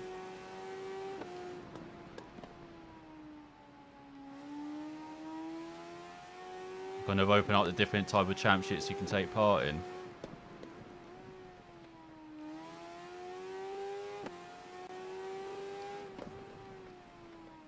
So he's right on our tail again. But then we know we're much stronger in that left-hander now, so... Oh, hello. Oh, he's much stronger braking into the final corner, then forgets to accelerate.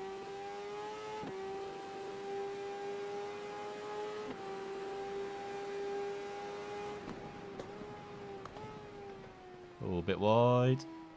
Good old Paddock Hill. And then Druids. Tight braking uphill.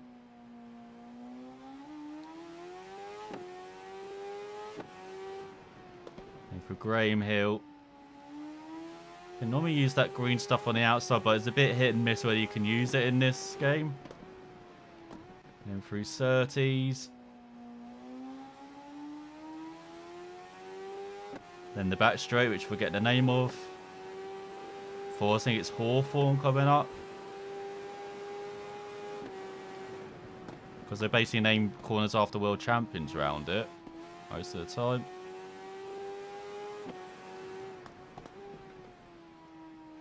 We do have like Dingledale as well and this section here.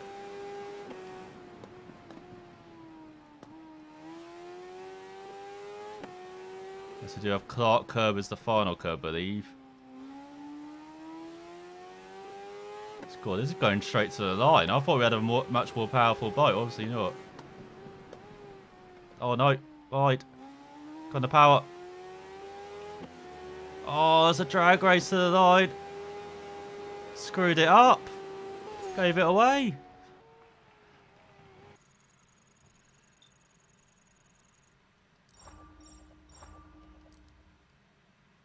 Okay, I have to restart that.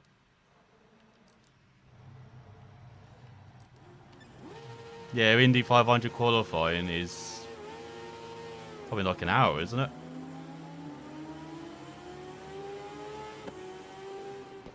But only for like the fast 9, like the top 9 places, so we find out who's on pole.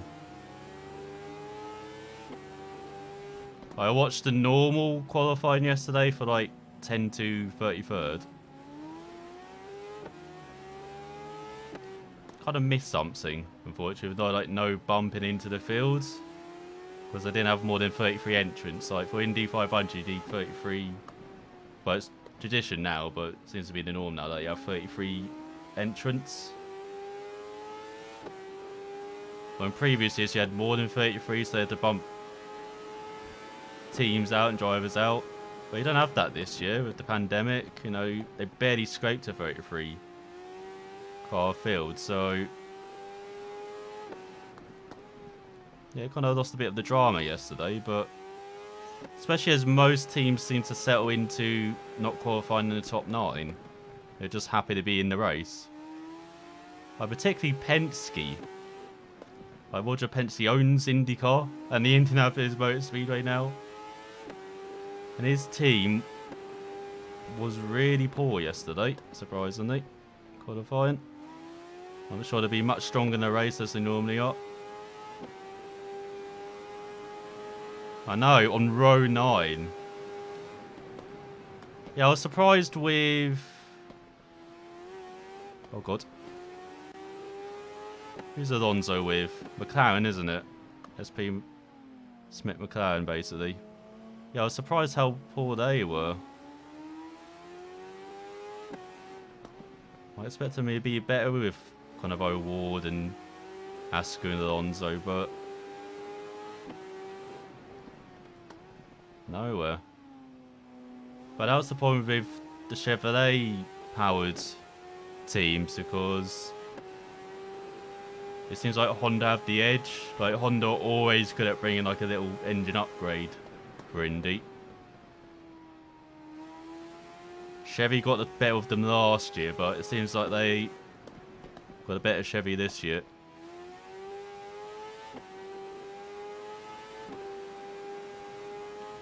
A brilliant job by, was it VK? Yeah, Carpenter rookie, get into the top 9 as the only Chevrolet runner. Like, that is incredible for a rookie.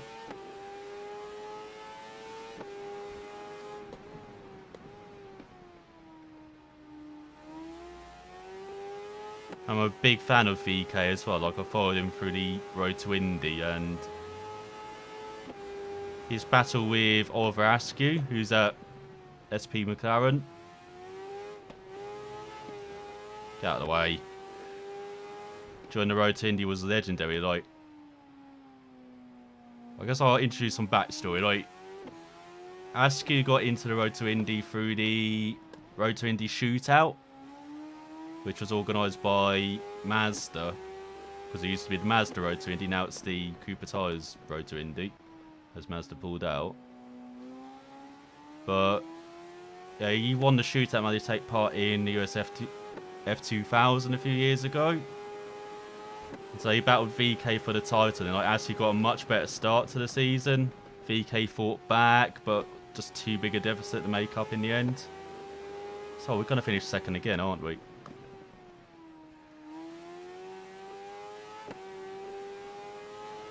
But then in Indy Pro 2000, the next tier, I guess, of the Road to Indy, VK was much better than Askew. Like, Askew had some issues as well, getting the best out of that car.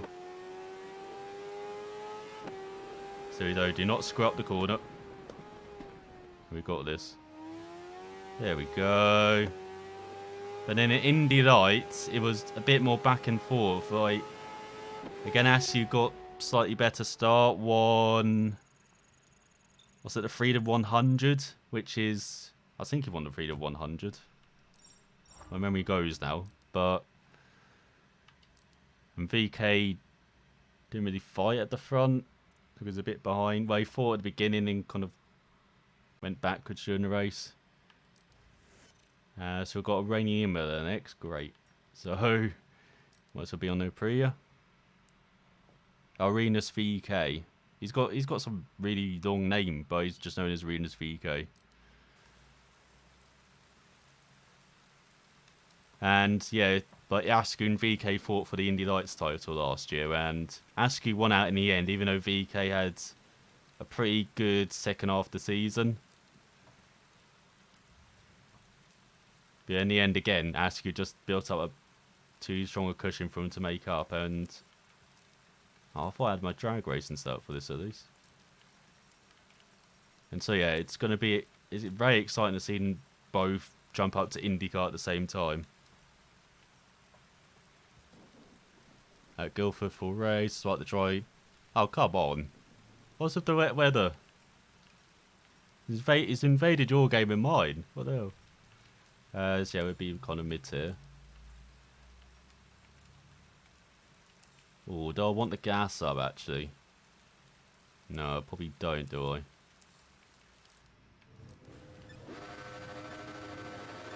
And yeah, they've done pretty well. Like, I remember Askew starring at Grand Prix of Indy.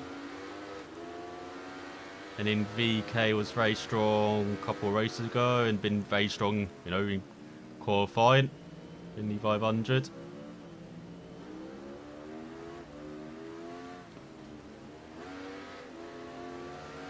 Oh my god.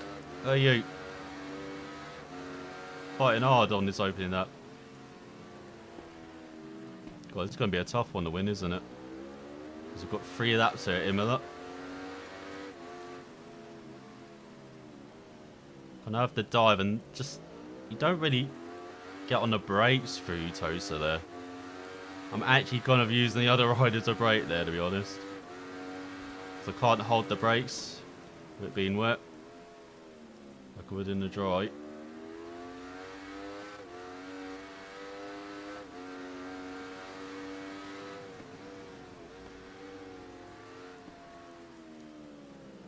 So good dive. And yeah, the Indy Lights champion for Askew last year was Pato O'Ward, and they're both now teammates. That's Mick McLaren, which is pretty cool. Oh, come on, I slowed down there and took the shortcut. After I took the shortcut.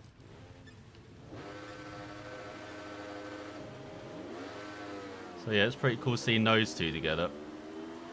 The team, and of course O'Ward starred at, was it Rhoda almost winning there.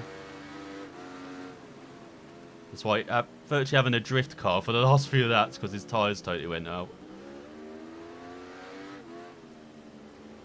Reminded me of when he did his F2 race when he was with Red Bull, part of the Red Bull program last year at Austria.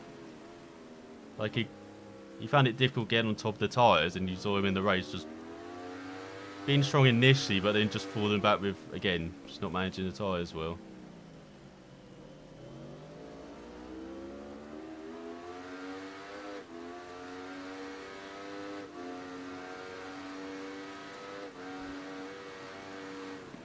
Again, O'Ward is someone, again, I've been following closely for a few years on the road to Indy, and with Red Bull as well in Super Formula, and I said F2.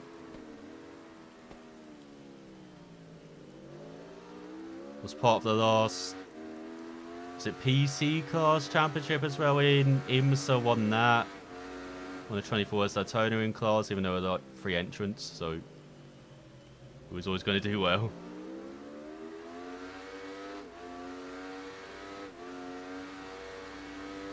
And yeah, he's had a pretty interesting career already as O'Ward, like with sports cars, being part of the Red Bull program, and being one of the few drivers to leave of his own accord. Like, often you get dumped out of a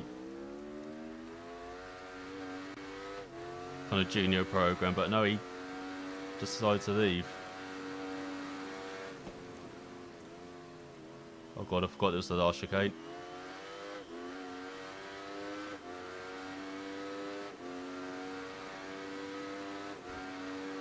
And Alonso's McLaren.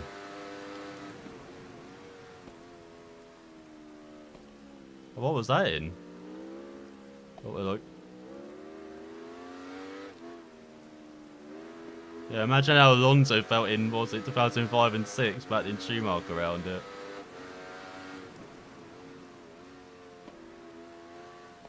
Wasn't it 05 where you had to be like inch perfect for the last 10 or so laps?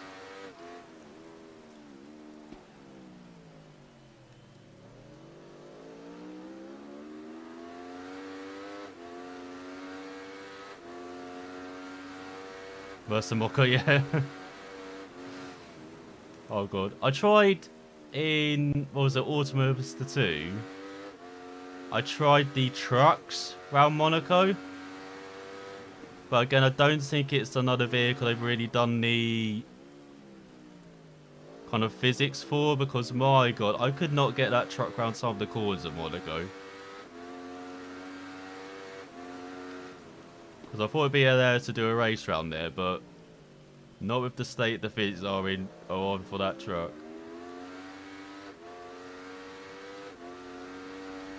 I literally had to do, I'm not sure if anyone played the F1 games, but the reverse gear glitch they had in, was it 2018 I think it was, or 19?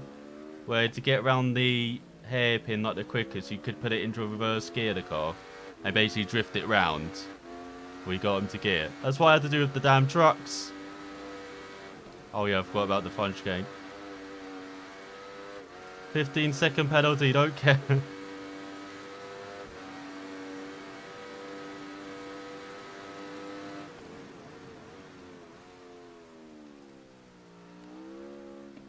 I don't think I'm going to win on this bike anyway, but it's not good enough, so...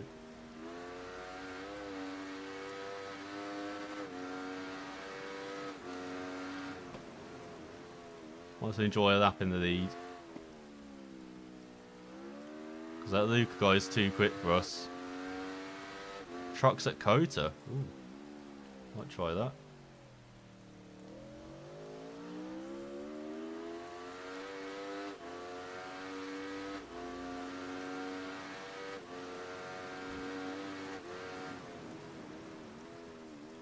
Oh, rear traction a bit.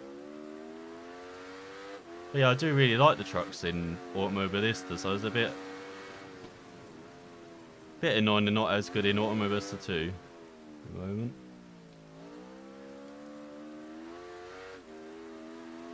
I might try around Silverstone 91 actually. That could be the truck. That could be the vehicle I'll try around that circuit. Or 2001 is like.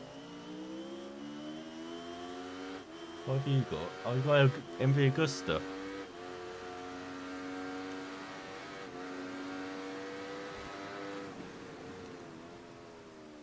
God, I even cheated really good in this race. I can't even win it. Terrible.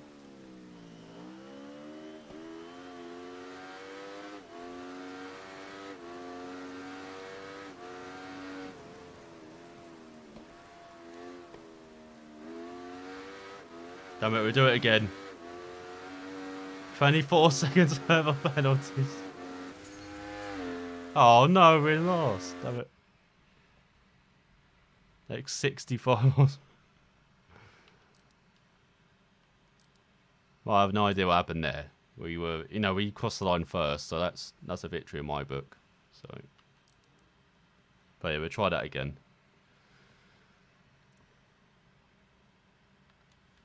I did try the 70s cars around Silverstone actually, but in Automobilistas, we've got a time attack in the dark around not Le Mans, round Manicourt. That's the bike we were fine with, wasn't it? In the wet. Doesn't have good top speed though. We need a bit of top speed around Manicourt. We've got so many different bikes to choose from. Wow, that's got acceleration. Might have to choose that actually. What even is that? It's a virus.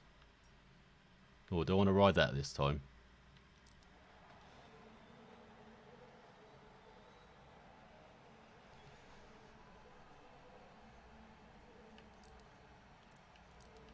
Alright, let's see what you like, virus. It's a bit shorter.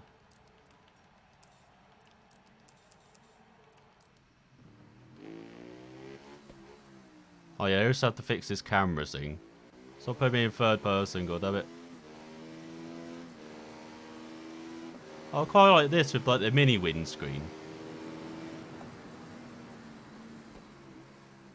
Oh, that's not bad.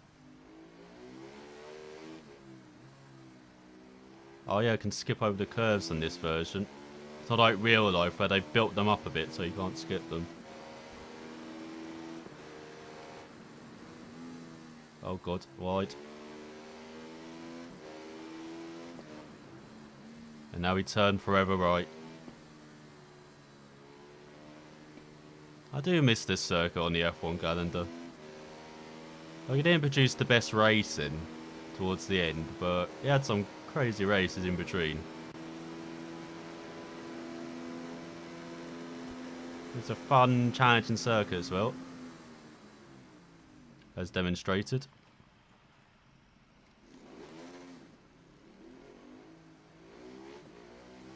Oh, definitely not. That's the only thing I have avoided lately, so...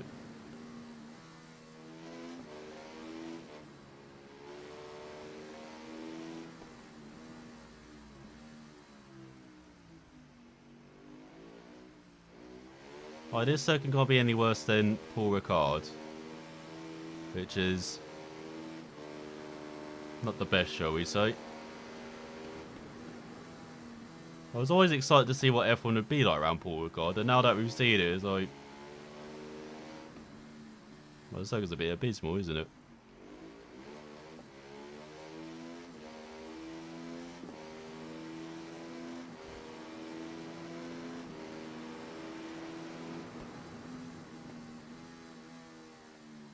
Oh my god, you have to brake so early on this thing. Oh, alright! Wasn't really trying to insult you. Oh, okay. Yeah, where's the start finish line? I thought it was here.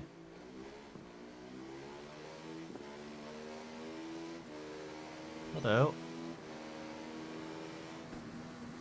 Well, that is the finish line back there, so... Getting a little thing that needs to be fixed.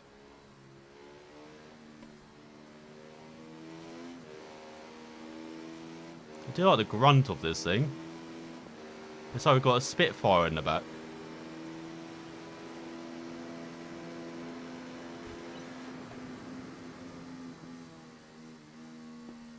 There we go, braked properly this time. Whoa, whoa, whoa, whoa. Okay, we have to short shift up to second to kill the revs then. Oh god. And avoid the curves. Jesus. And I'm not sure even he could help me through that corner, so...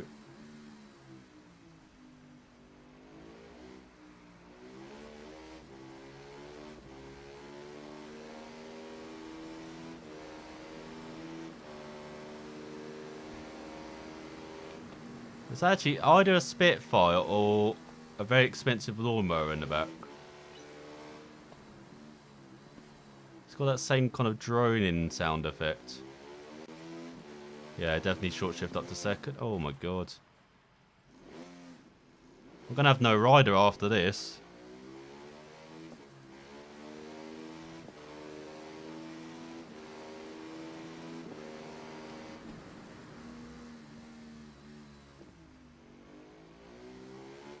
But I'll just keep it in second.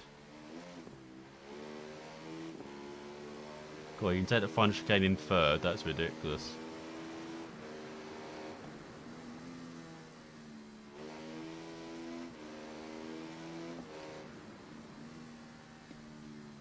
It would have been nice to hit the apex of the first corner.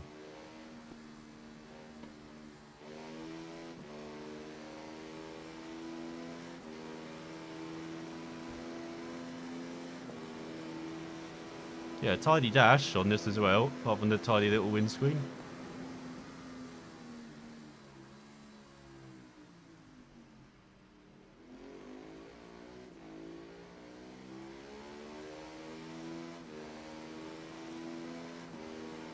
Oh, this is actually a pretty nice bike. Why do we, you know, don't hit curbs and run wide everywhere?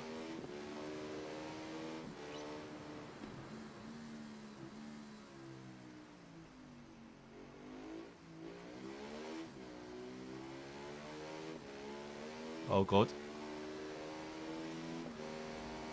Go on, just stay upright. We can do this. I believe in you, bike.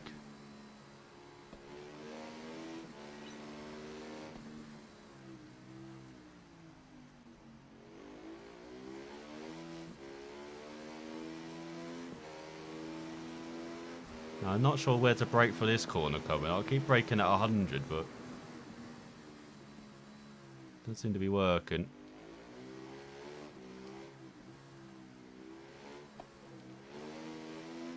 Rubbish final chicane. Hey, 2 stars. How far are we off? 2 seconds.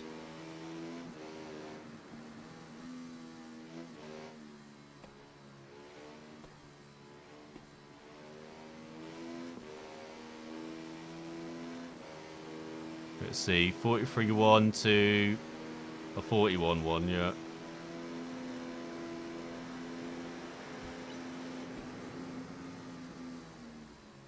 I'm a quarter of a second up as well.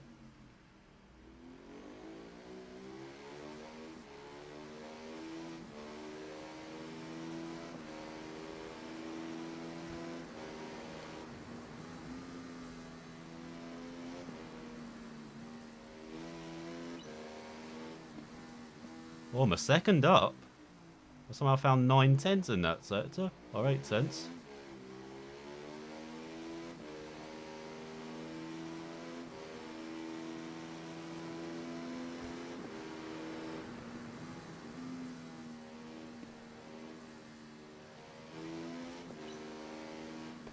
Oh, 2 seconds. It's going to be very close.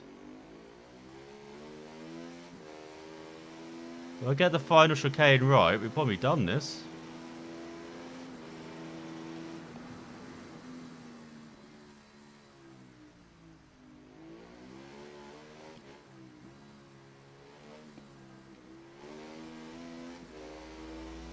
And did you not get on the exit curb? Oh, easy done it. 40.6.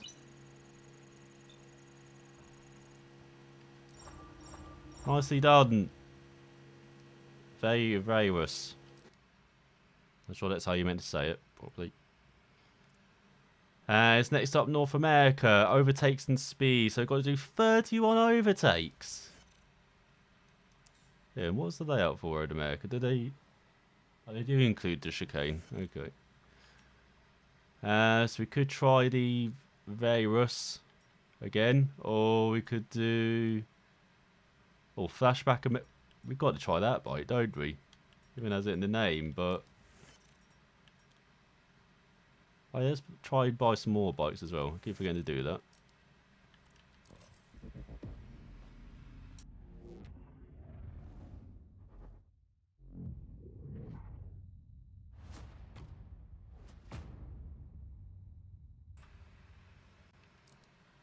As that's a Bimoto into the garage. I did not mean to click Q-Virus, for God's sake.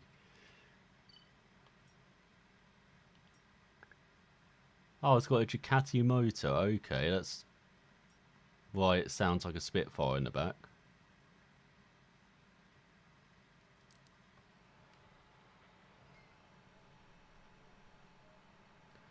And I go back and choose a different bike. Hang on. Because I did not mean to choose the bike. I keep forgetting it just brings you back to the selection menu. I have no idea why. Be nice if I just kept you in the dealership. So we've got the KTM Super Duke as well.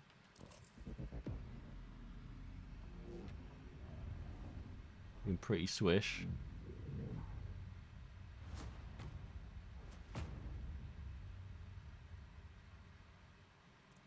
I don't know why. It reminds me of a Xenomorph. I don't know why. You know, from the Alien films. Next up we've got Mr. Martini Flashback 2. Which is the sequel to Flashback America, I'm guessing. Or...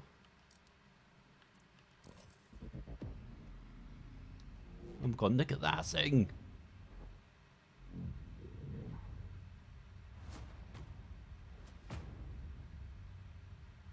Look at those exhausts, man. Those are made to deafen people when you accelerate out of a corner. So that is all the bikes we can buy, it looks like. So yeah, let's do the Flashback America bike.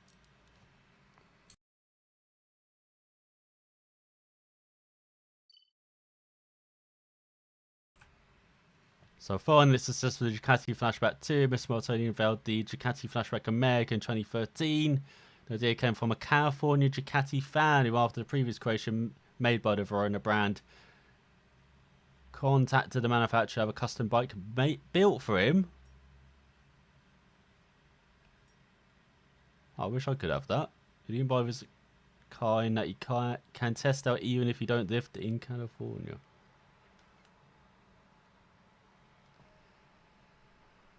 Equal times to the 1,000th. Bloody hell. I like fields pretty close then. I can't remember the field spread in Motorsport Manager, if it's quite realistic or not. As yeah, I guess we go for that speed. Because they're going to be slow anyway, who we're overtaking, so because it doesn't matter too much about straight line speed, it's more about what we can do in the corners to overtake these riders. So number 31. So we're aiming for. Oh, look at that Digidash. The only thing that doesn't look old school on this bike. So there we go. We've got just under 3 minutes to do this as well.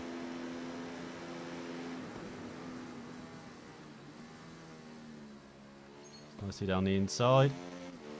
As I get 4 seconds of bonus time. I'm not sure you can see that. With each overtake. Oh, did not like the heavy input throttle then.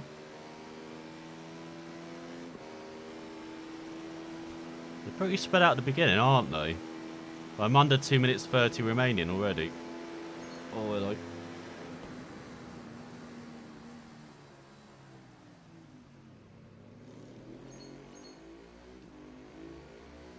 Mostly down the inside.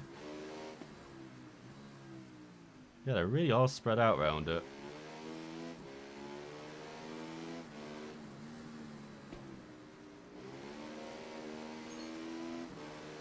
That was not a gap, but we'll take it.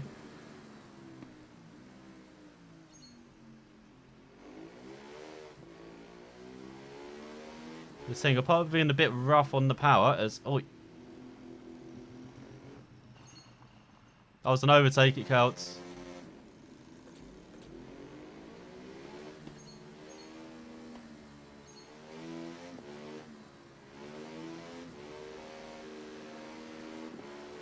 Oh, we don't have the chicane. Have the kink. Best layout. Okay, that makes a bit more sense why they're spread out then if we don't have that chicane. Because they've only got 9 overtakes. We've got under a minute 30 gone. Oh, come on. Turn into the left hand and you try and go down the left hand side. Probably should have seen that coming.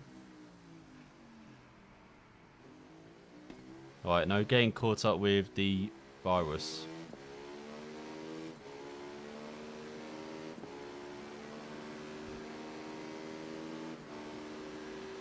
Because I'll probably do 2 laps, I'm guessing, in this challenge of the circuit as well. So, basically like 15 overtakes of that we're aiming for. Oh. I probably should have tried to go down the inside or outside there rather than just going through them. Alright, this time I'll try and survive a lap. Okay.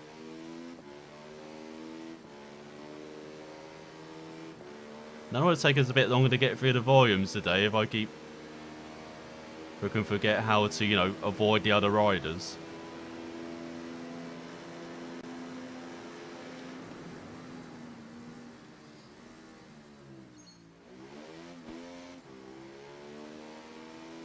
So I think that's a 3rd gear corner, but we had to take it in 2nd there to get by the rider.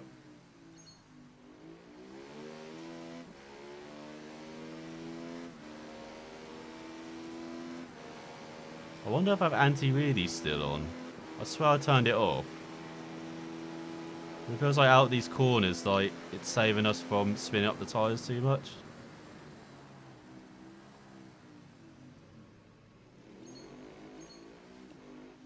Come on.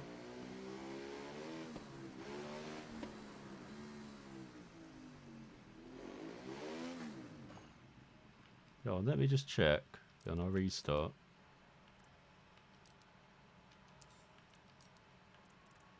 Oh, I don't. I guess it just doesn't let me just like applying the power then on the exits.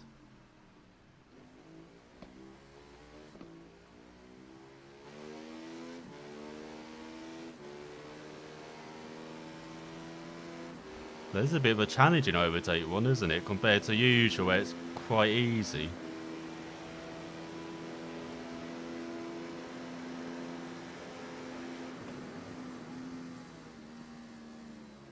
It does like lots of rear brakes on this bike though. That's how you can really tell it's a modern motorbike as well, like if it likes quite a lot of rear brake.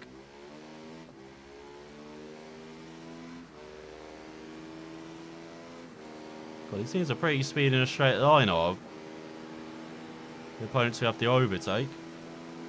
What bikes are they on? Are they on similar bikes to us then? Oh yeah, they must be because we saw the guy on the virus.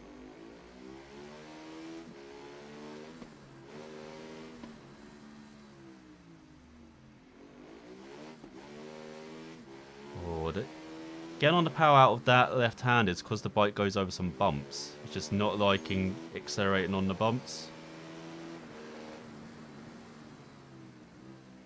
Nice slip down the inside. Oh, well, I've got a 2-second penalty. I cost myself 2 seconds by running wide there.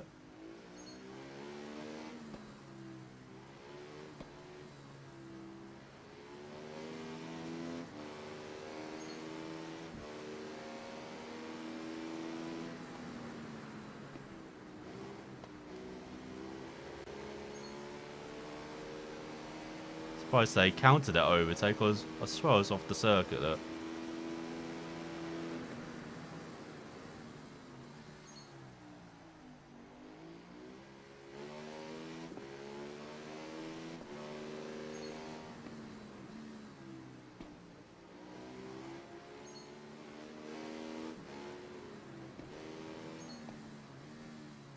As I say, we're pretty close to the target. So 15 overtakes on the first lap, and we've got to do 31 on 2 laps.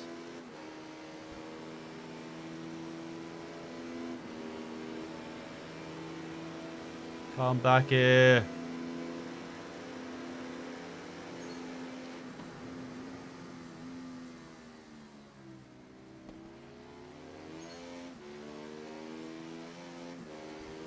How have we got a 5-second penalty now? It's just doubled in length. I have no idea what caused that.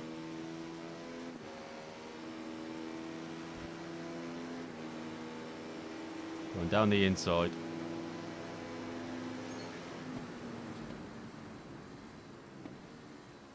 God, you're getting a bit feisty on this old second lap.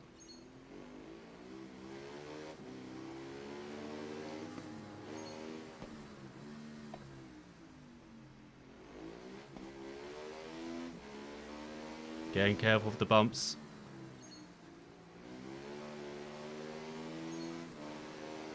So we've got 1 star already.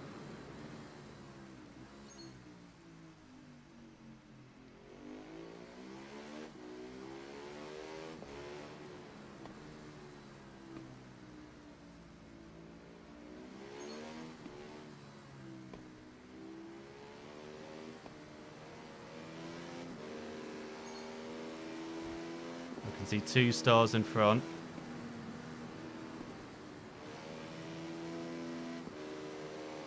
Oh, I can see all the stars in front.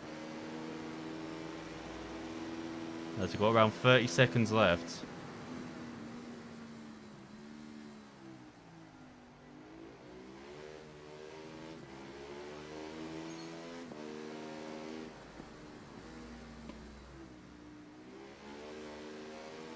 There to go, there's the last 3.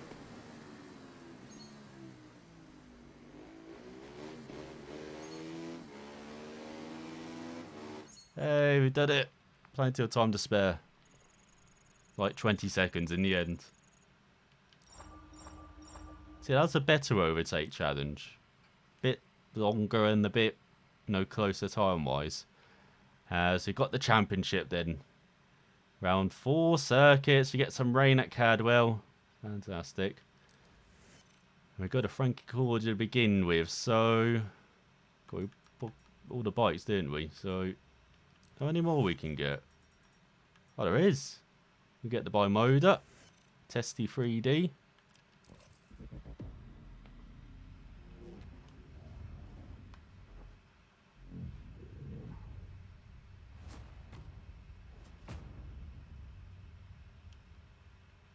Pretty beautiful as well. Just in that red and white as... Oh, we've got the BMW as well, R9T.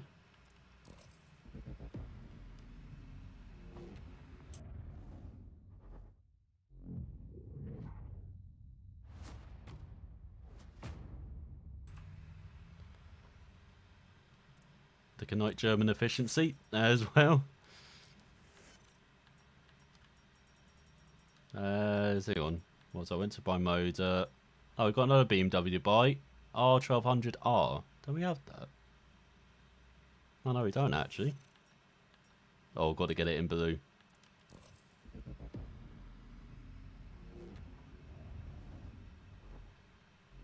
I know, it looks a bit out of place with how black and grey the bike is, though. Don't know, probably should have got it in white, actually. And then after that, we got the Ducati Scrambler Icon. Looking pretty wonderful in the yellow.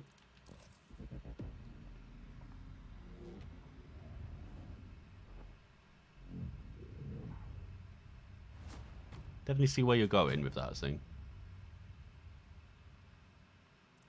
Oh, there's a pretty juicy headlight in the front. And then after that, we've got the Ducati Monster 900. Which, oh, should we get it in all classic red?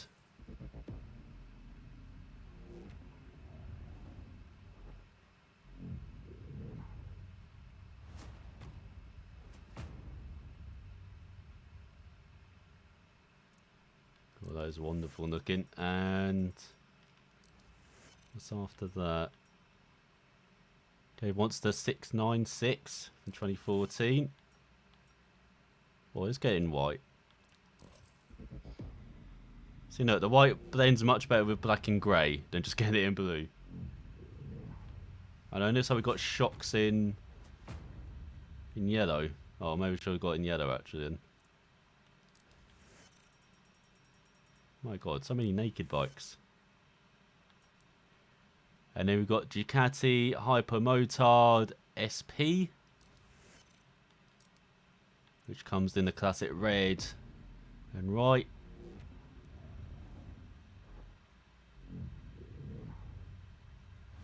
God, it just looks menacing, doesn't it? Now, is that something we can ride alongside the, was it Motard bikes like the KTM and stuff? And so after that, oh, another Ducati Monster 1200S. And we'd definitely get it in red.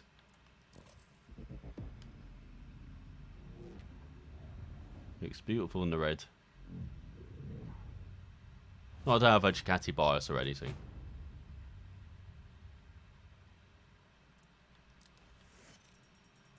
And after that... Oh, we're on to the Honda now. Honda CB1100 EX. And... not sure about the dark... That's dark red, isn't it? That's like Rose. Let's just get it in the white. Seems to complement the kind of metallic look it's got going.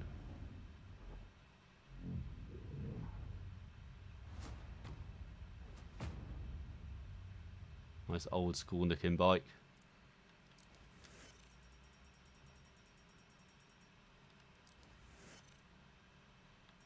As after that, we've got, oh god, hang on, how many bikes do we have?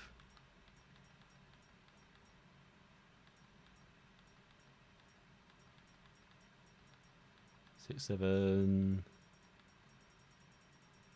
Yeah, we've got like 15 to 20 bikes to get. Shall we? I'll just get a couple more and then we'll get going with the championship.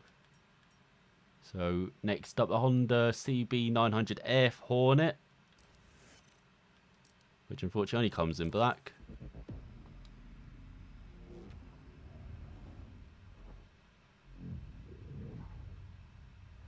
But it doesn't look like something you wouldn't want to mess with in the black, so.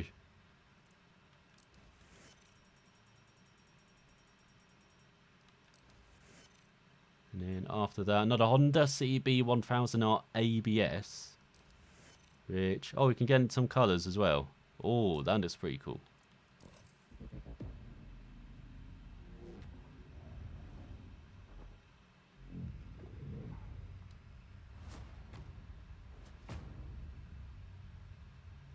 Definitely see that coming.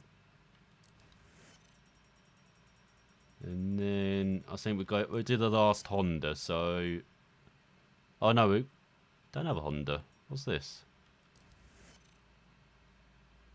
Valentino Rossi, is that? VR6?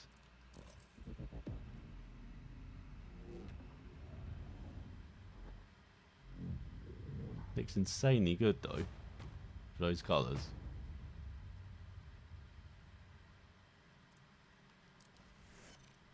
What is that? I'm not actually seriously going to ride it in championship, I just want to know what it is. A bike is produced in a limited edition of just 33 samples, really exceptional and absolutely exclusive masterpiece, handcrafted in Germany. We're talking about a VR6 Black Edition made by the German company Horex. Only 33 units were produced from an very exclusive experience for a small dedicated group of lucky owners, along with the 33 limited editions units of the VR6 Silver Edition.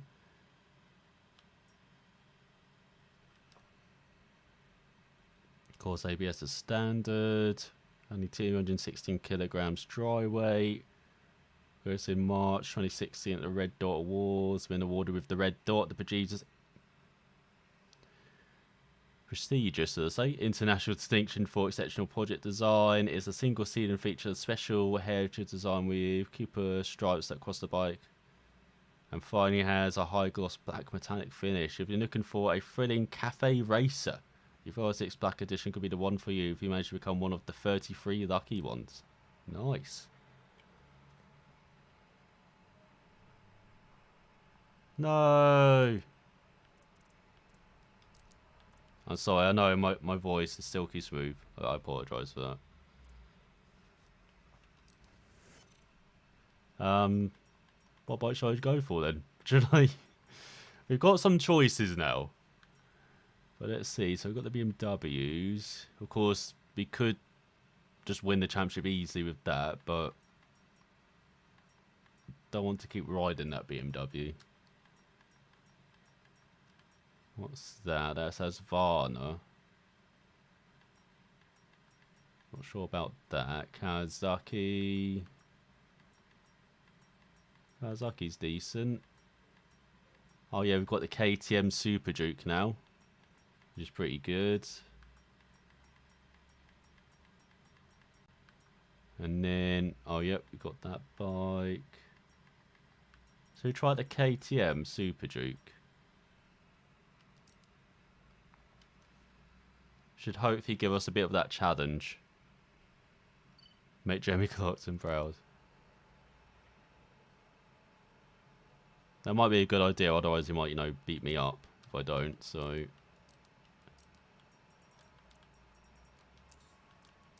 Okay, what's the gear? And that's going to be short round here. Then fast. Let's get going. Oh god, look at that dash.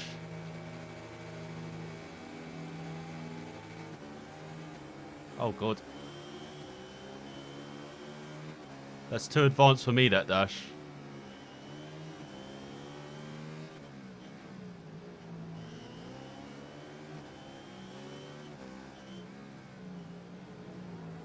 Score, taking a bit of the grass there, haven't I?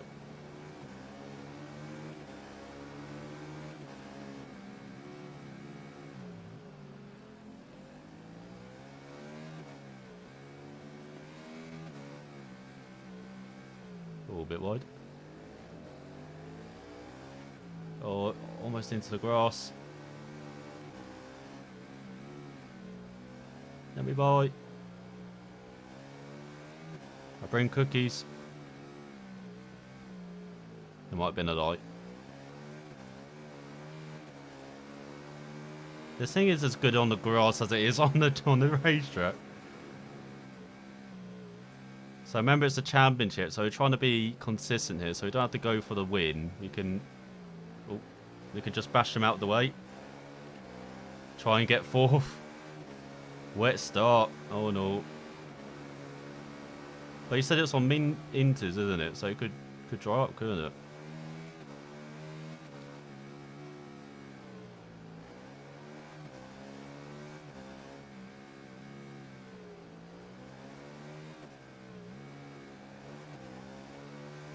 God, this thing is not a bucking bronco in first or second gear.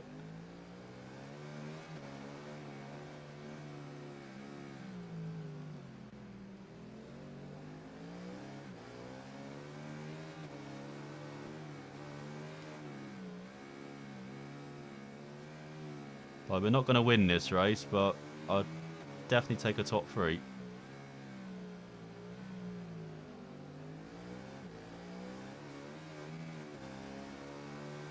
Oh, that's a shocking exit.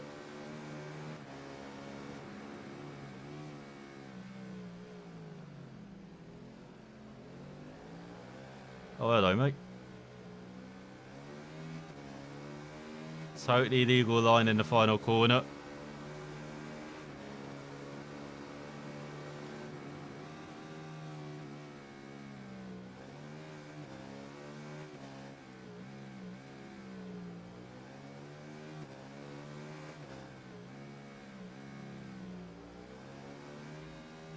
I'm blending in well with our pilots. Oh, I'm riding like exact lines and breaking at the same points now.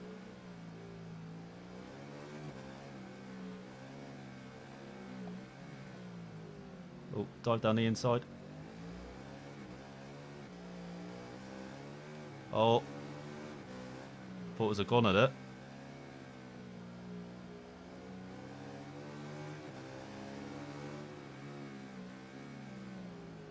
So he's fighting back. Having that though, trying to take us on the outside. Oh, he's tried again.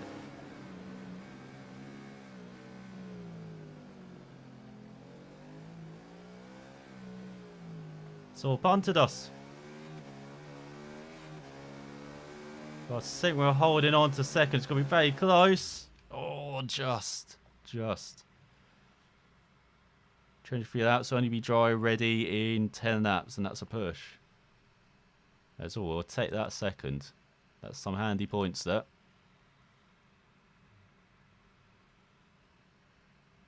What, so it'd be wet till kind of like halfway and then dries for the rest of the way?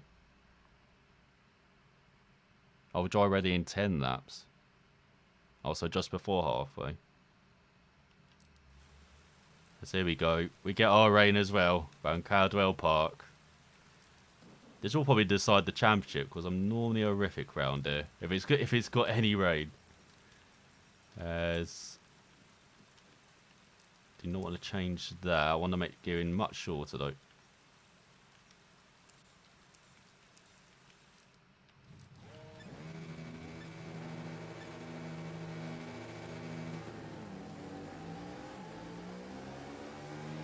There we go, much better start.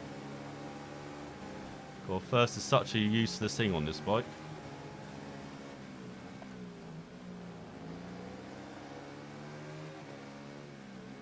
It's all bunching up in front.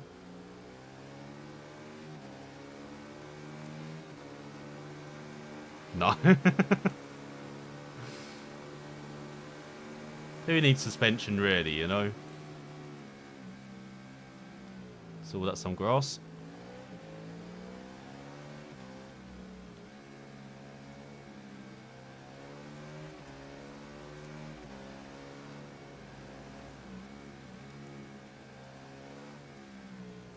Oh god. Kicking up all the grass. So unfortunately for us, Luca's probably winning. So we actually have to finish like top 2 again, I think, to be in a chance of the title.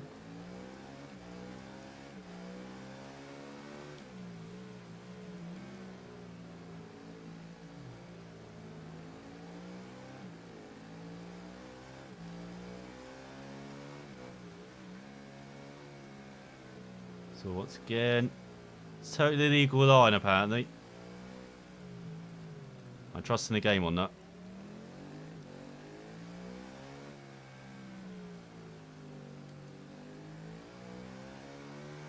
Oh, a bit wide in the final corner. God, we got 3 laps of this. Could have made this a 2-lapper.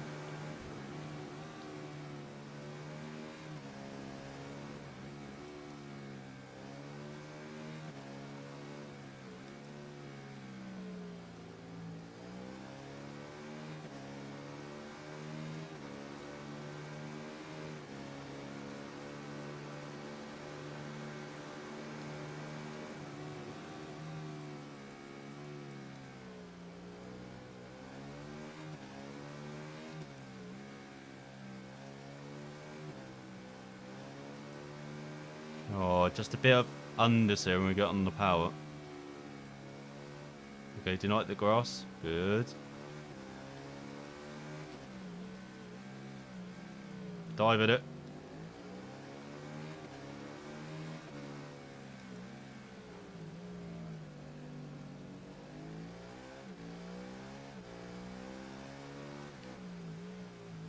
See, good dive bomb that.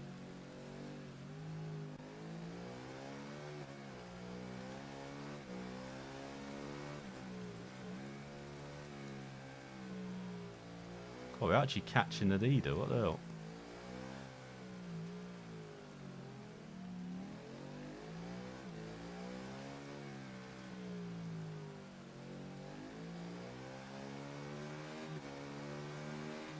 Okay, maybe I'm glad it's 3 laps instead of 2 now. We seem to have the pace. I did not expect that. After the first lap.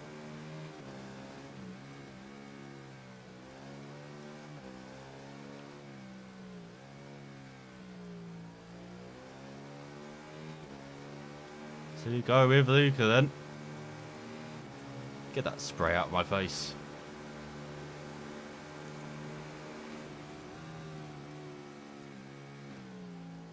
Just let me know I'm there.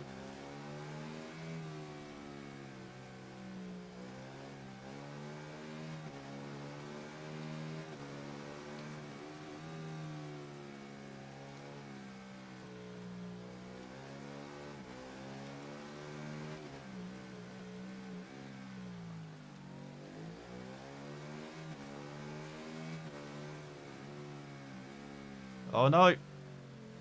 No, I'll outbrake myself.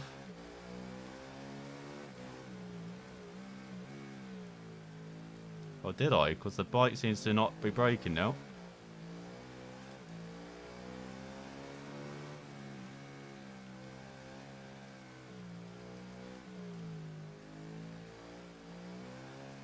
So I need to somehow put out a second in a corner.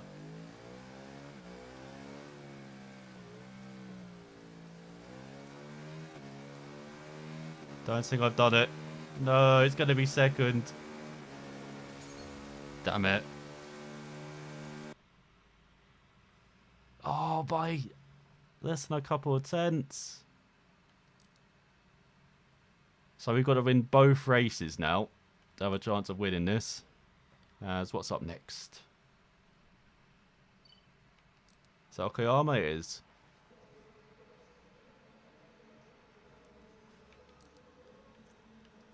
See, now I say hi to suspension, you know.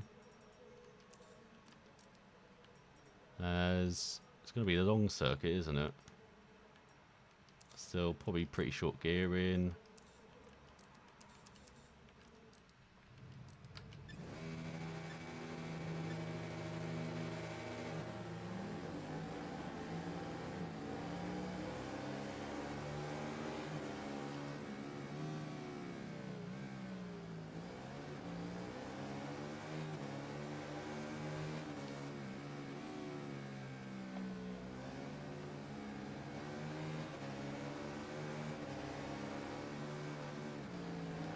What is everyone doing?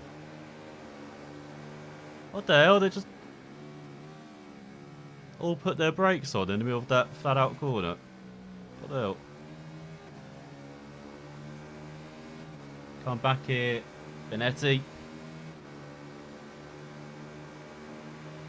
He's into the top 5.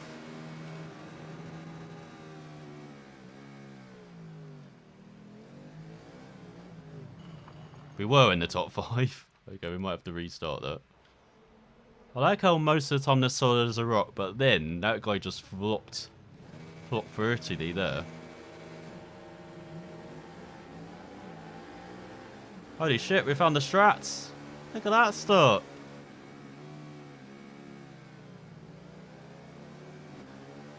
I could probably never do that in another 1,000 attempts, to be honest.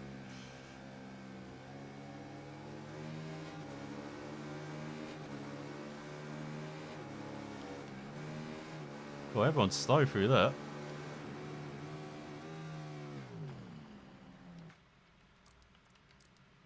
Everyone's a bit quicker in the next corner, though. Yeah, let's see if we can do this then.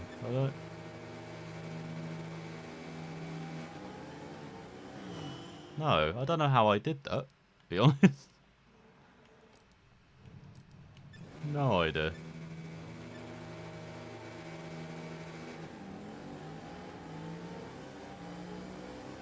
Yeah, just get the normal starts.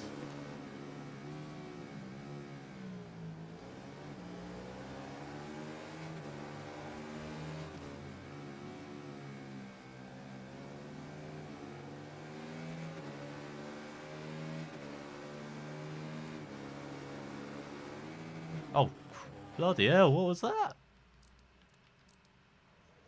Look at the grass.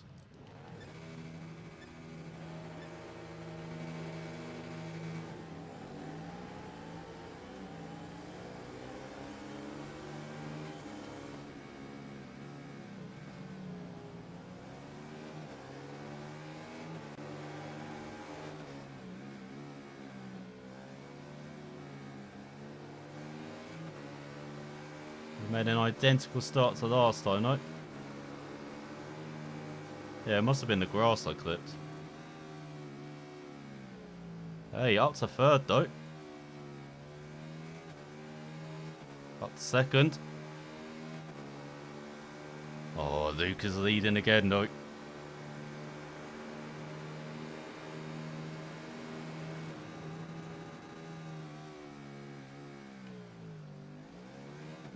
Oh, almost did it again.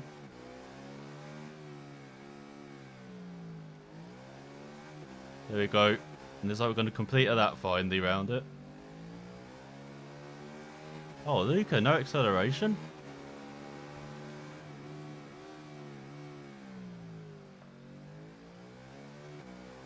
The old favourite block pass, and then the old favourite give the position back to them. Or not. Did not take it. You're right, Luca.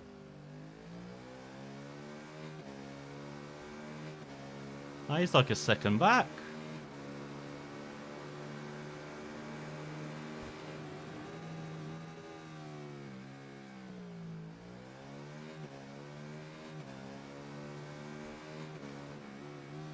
Yeah, for some reason they... Through this left, they brake or just do not accelerate for some reason. I'm not sure if that's related to the issues I thought previously where they don't detect corner entry very well. God, I hope it's not an issue with Ride 4 with Suzuka. My god, they'd be like multiple accidents there. You have the same issue. There we go. That's how you get the apex. This bike really does not like second gear. It's like the lowest I accept is third. All right.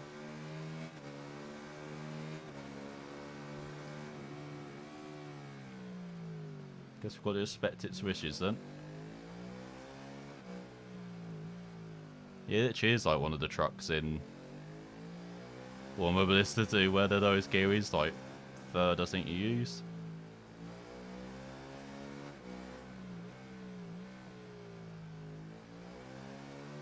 We are getting the win that we need to heading into the final round. We just hope that Luca finishes lower than second.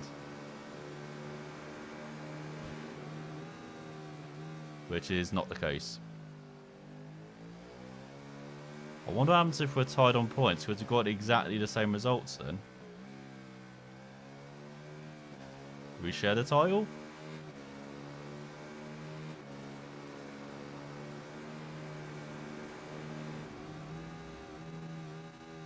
Oh, a bit wide.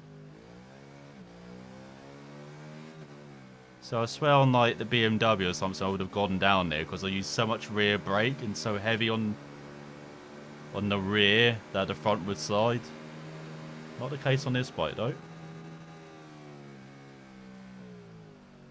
Pretty good from the old Super Duke. Oh. It's got to its head. I praised it and I was just like, had enough of this.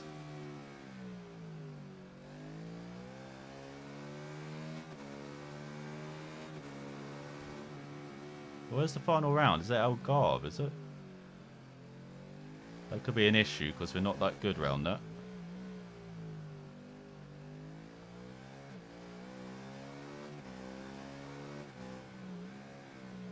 Just cruise it in fourth.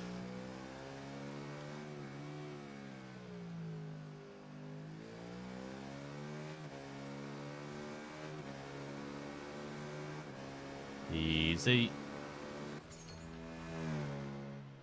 I always think Okayama's one of our hard circuits, but it seems to be one of our easiest ones, especially if we win by 5 seconds after 3 laps. So yeah, 5 points back. We're guaranteed at least second. As oh, it's Laguna. Okay, we do have a chance then.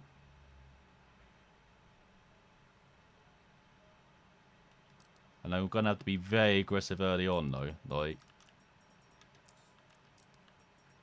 So it could be another race where we have multiple restarts. As yeah, very short gearing. And let's save the setup. I don't know why I didn't do this at the beginning of the championship, but I guess it could be called Super Dub as well if we win.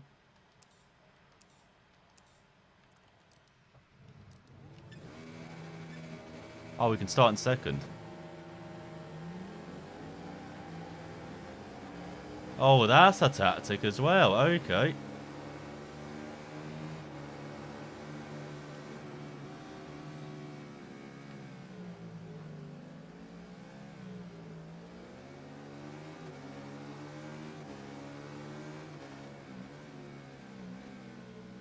Oh, why are you breaking him in the corner?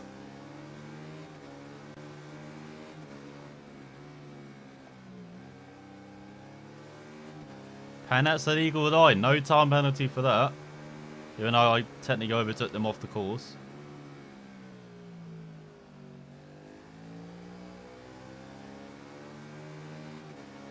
It's got Alessandro in front, so yeah, Luca must be leading it again. Oh god. Of course, we must be running wide again.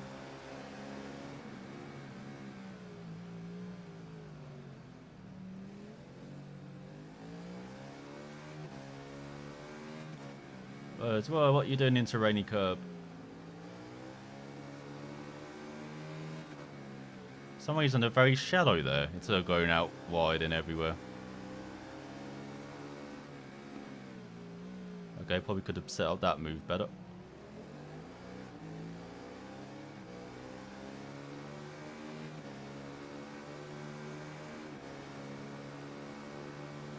Damn, I thought we were good round Laguna, but this is a bit of a challenge, isn't it? So we're getting dive bombed as well in the first quarter. Now the Andretti hairpin. Still in 4th. Still got 1st in our sights as well.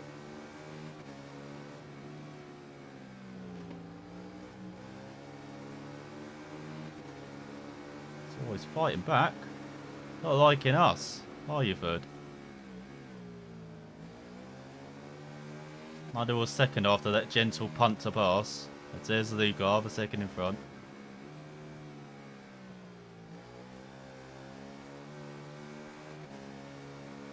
Can use that green stuff.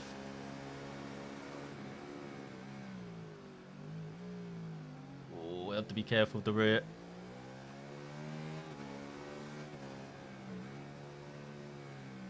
Down the inside, is that too narrow? Don't seem like it.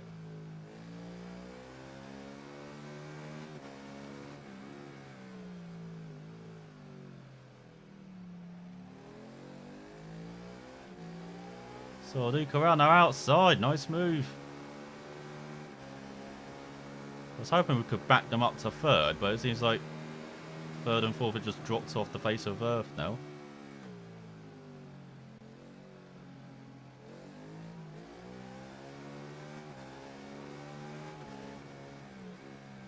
Oh, down the inside of Luca.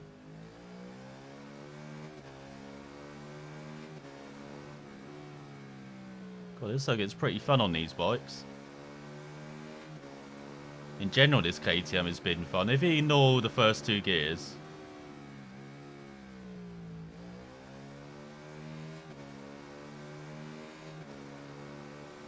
I wonder what those other things mean on the dash. They don't actually tell you, do they? Those blue bars on the left-hand side.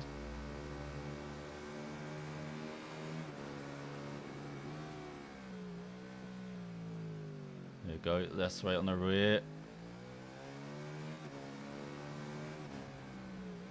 Luca's still behind us, so again, still have no idea what happened in the championship.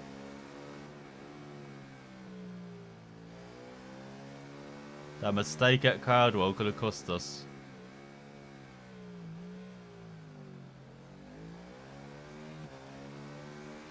But yeah, what a fun bike to ride, this KTM Super Duke. See, look, the start finish line is early there. It's still been, you know, further up where it should be. It's a bit weird, like with Manicourt as well. Oh, it says we're 2nd.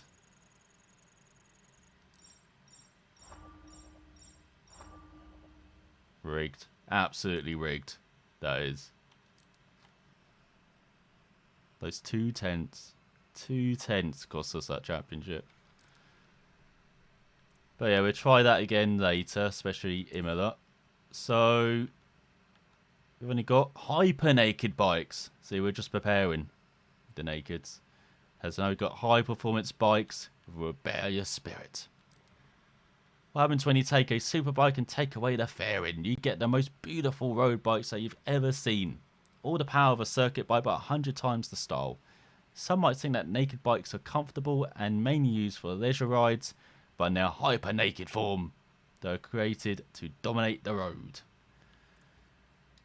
Oh god, we're visiting the snake, aren't we? As you've got 5 events to win a Yamaha M210 ABS 2016 if we compete them all. So, how hyper naked are we getting then for the first event? Let's see.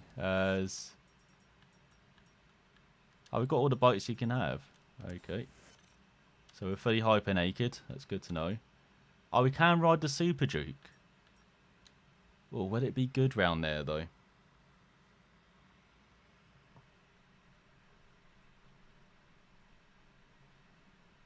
Oh, nice. You won. Yeah, was P2 the teammate though? Or was that someone else? Should we try out?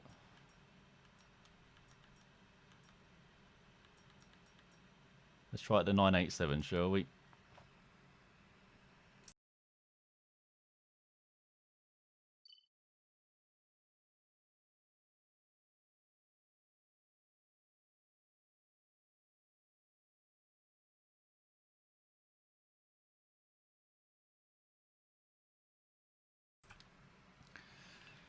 So we go heading to the snake. His driver got he got 7th. Head of P2 for... Oh, pretty close. Well, with 3 rounds remaining, isn't it? Ooh, could go either way.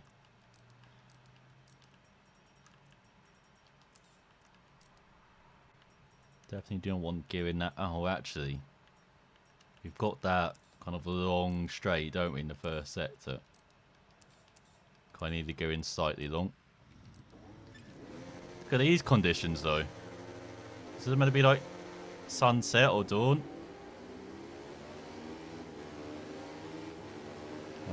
Oh, we've got 3 laps around the snake. And we've already damaged the bike.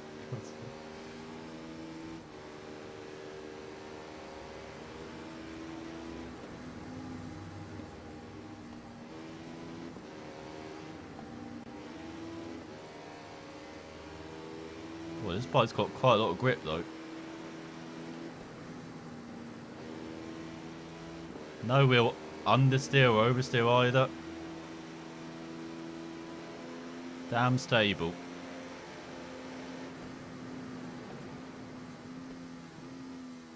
It's all almost into the leader.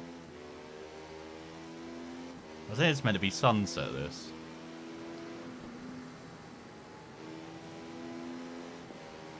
I can't really tell.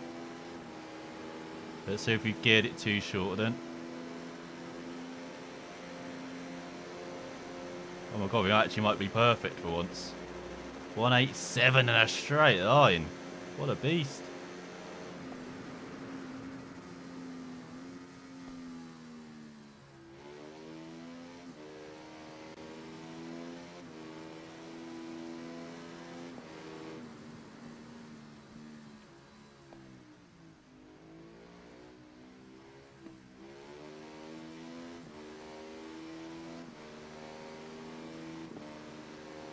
Oh, dirt too.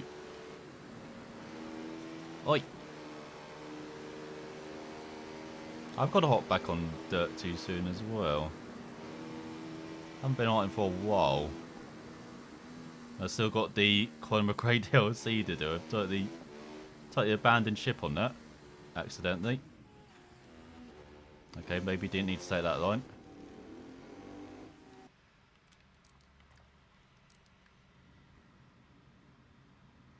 And you're R2 at Spain. Ooh.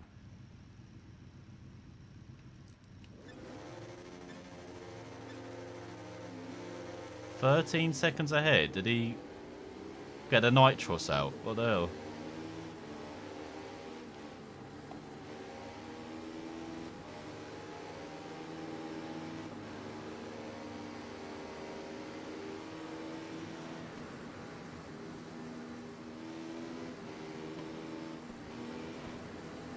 Okay, this time do not try and attack any banks or anything. Just ride normally.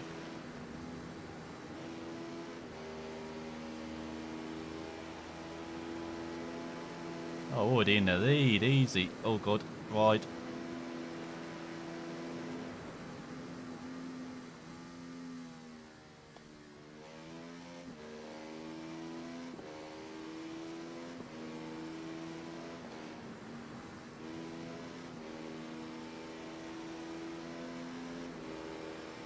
Oh yeah, we've got to save this up as well. Forgot to do that. Damn it. Yeah, we've got perfect gearing for once.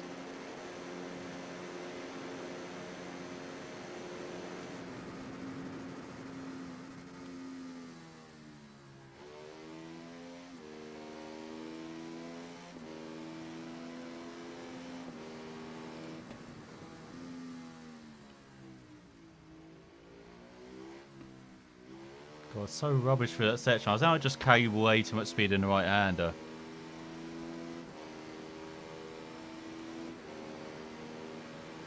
Yeah, I've got fun time to do the McRae stuff.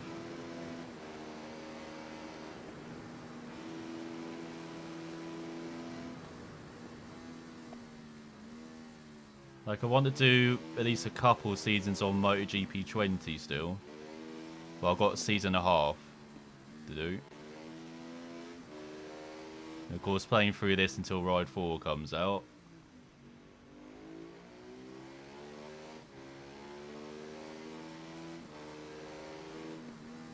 And then we've got F1 2020, which want to do at least the season off with the My Team format.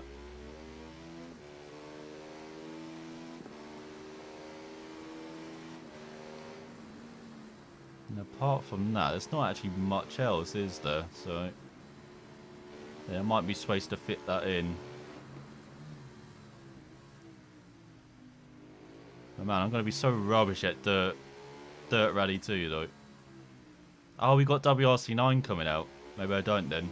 Because WRC9's coming out the 3rd of September. So I want to hop back on WRC8 for a bit, just to get used to the handling and everything. Just get a bit refreshed before WRC9 comes out. Because that will be like this. That will be like a live stream playthrough WRC9. As much as like the edited playthroughs I've done of the WRC games. Seems to be better if it's more pardon like this.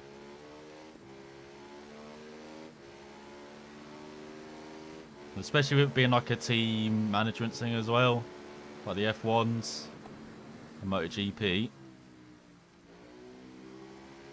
Cool if you kind of out with the decisions as well then.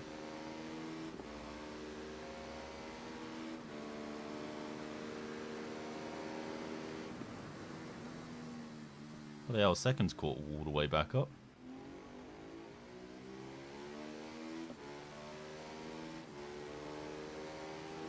Oi, come back here.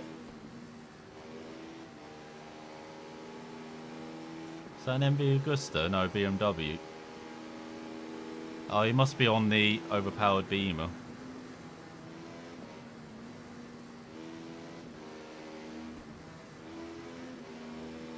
God, I never know how much speed it came through that tunnel.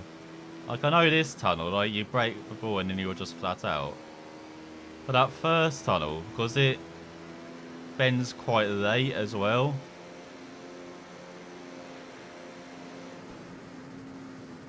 It's kind of difficult to judge, actually.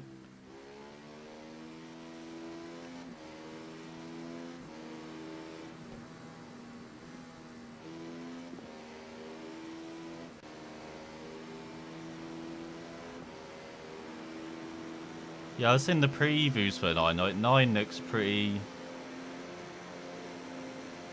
Just looks like more of this, well, you know, kind of the evolution, shall we say, from 8.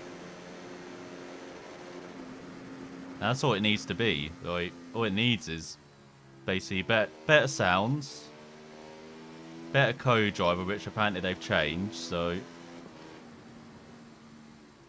Hopefully we won't have, like, the 1940s radio announcer alongside us. And yeah, better handling, like more weight in the car basically. Oh, and also the times between classes, that's been an issue since the first WRC game they done, so I doubt they will fix it. But a man can dream.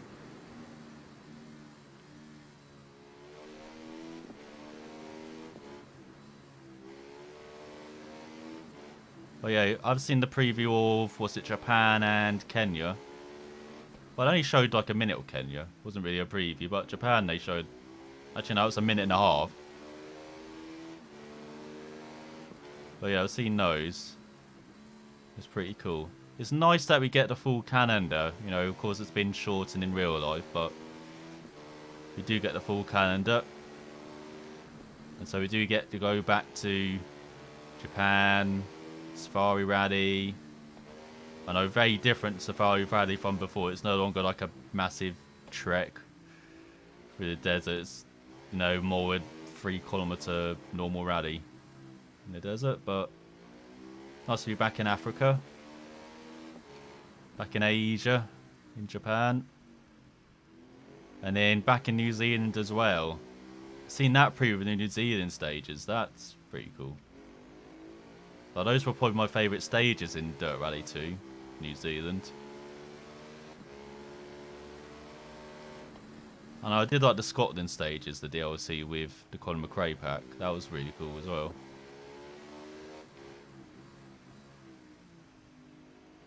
on Poland as well. Because Poland is basically tarmac but with dirt on the top. So it's like stiff gravel roads. But you take them really quick. So it's like really challenging. Well, New Zealand is very technical. Stages like tight in forests. But purely gravel. And then the Scotland roads are like roads I grew up with basically. And I didn't grow up in Scotland, like down here in England, but yeah, country roads. Like trees everywhere. It's a bit like Wales, but a bit faster than Wales. Not as muddy or rainy most of the time. I think that's the last challenge I got to do as well as the Scotland one. Because I'm in the second part of the Colin McRae experience before you became world champion. So yeah, I think I got to do that. And then we got the world championship years. Oh god. And then the end of his career.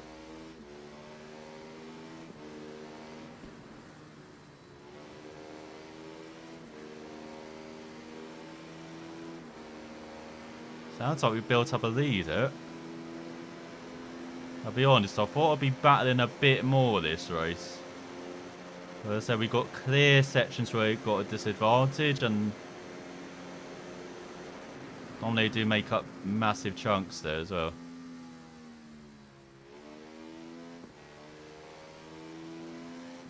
We seem to have got the gearing right, which is very important, and to be taking advantage of where we're quick as well, pretty well.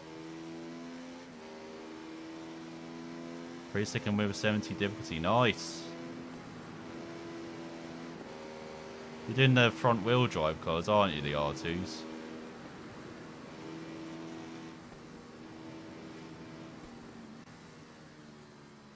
Pretty nifty cars as well, they are. I'm not very good at them. Like, I remember driving them with the Junior WRC. I was rubbish at them in... Was it WRC8? I haven't driven them a lot in Dirt Rally though. They'll probably handle a lot different.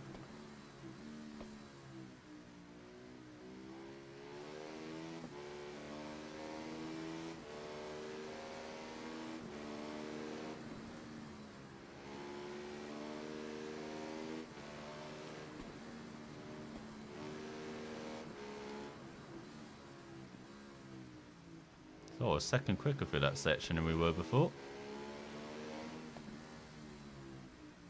So you're talking about rallying brings out the best of me. Even though I'm not very good at the old rallying games. I was thinking WRC8, my highest championship position was like 5th or something.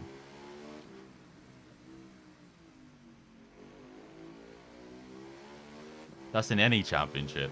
I don't remember finishing higher than that. Might have been high in WRC2. We spent a lot of time in the junior WC to finish very low down in the championship as well. But then in WRC7, I remember finishing like 3rd in the championship because OJ and Nerval were way too consistent. So yeah, I don't think I've actually won a championship in a playthrough of the WRC games. Because I played through WRC5 in like a week. Did all the achievements and everything. And it was not a very good game, so I didn't want to really show it off. And then WRC6 just had issues with like frame rate and everything. So I didn't really want to show that off.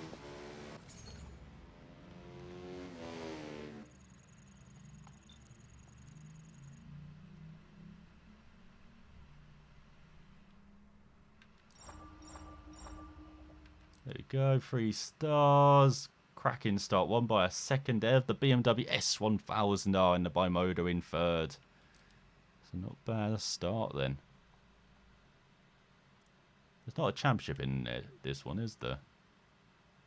No, thank God. Okay, so after the snake, we head to Tenerife for time attack. 239.5 to beat. And, oh yeah, we've got all the bikes, don't we? The other ones we win by doing volumes. What's that? Hyper Naked bike. So that's the bike we win. The Yamaha. And then the Aprilia from Force and the Naked bike. So that's what we've got to do in level 3 and go back and win. So what was that? That was that. We could try the Super Duke rounder. It's got decent top speed, decent acceleration. That's what we need round here, as it's pretty lengthy, this circuit. I can't remember if this is the normal layout or the other one, the fast final corner. Oh yeah, we do have the Super Duke layout. Setup, should I say. I've probably got the gear in short though. Yeah, move it up a bit. That's probably still short. Move it up a bit.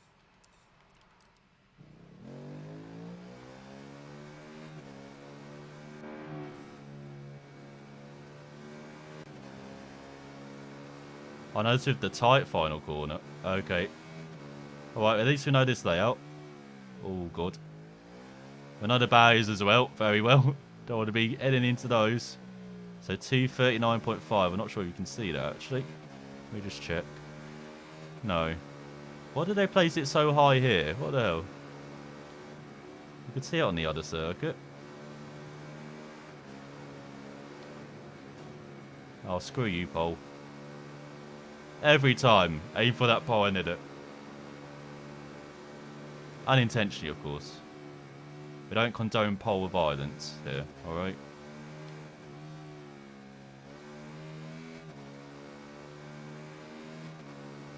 Now this section, we know how to do it downhill on the other layout.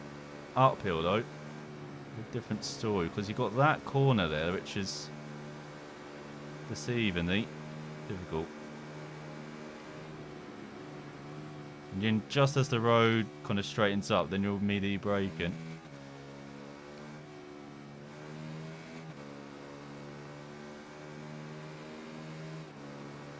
Alright, see you, Anon. I hope the Motorsport Manager keeps going well. And the Dirt Rally as well.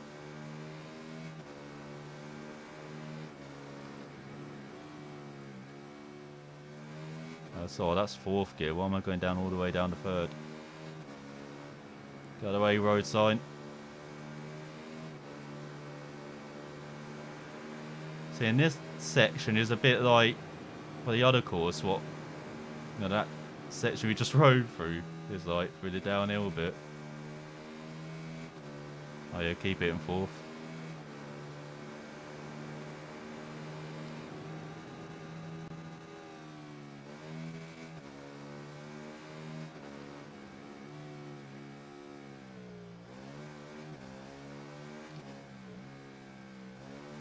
Oh god, started it on way too much.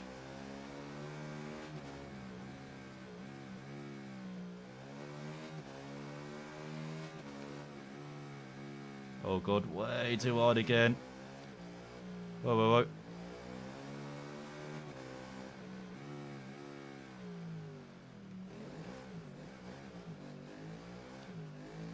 course, you get it right in the right hand. That's probably cost us a chance at gold now.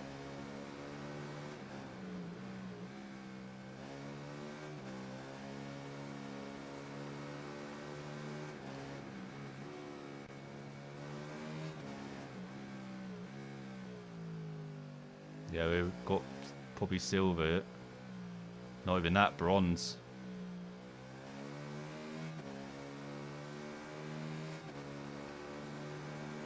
Not even that, nothing. We're 7 seconds off.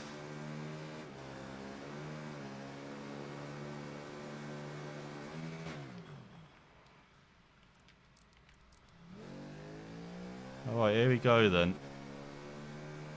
How are we going to find 7 seconds around here? Do we need to like fully upgrade the bike? Cause then that's the annoying thing with some of these challenges. It's a bit like Forza again, where you have like you have to upgrade stuff to make sure you get Like when the vents. Or with the drag race, just the RNG. They're like trying to get the best situation for you to win.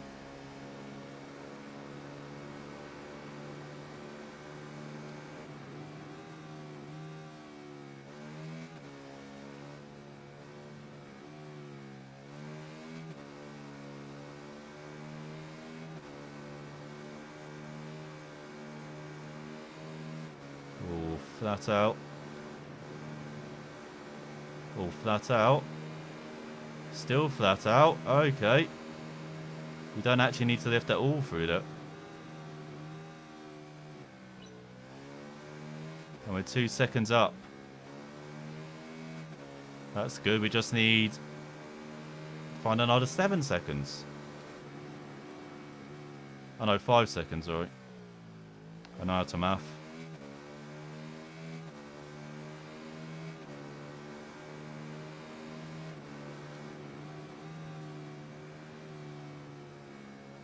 Don't power too hard.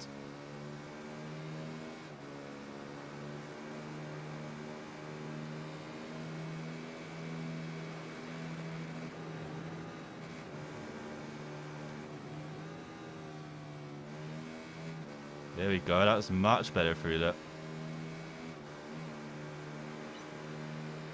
Hey, 4 seconds up. So we've made up half the time.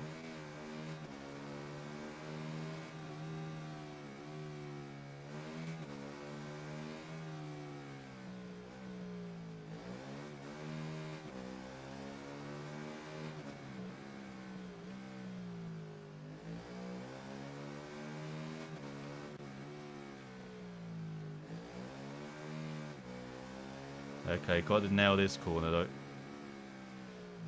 Not literally like last time, no. There we go, much better. Oh, 5.4 up.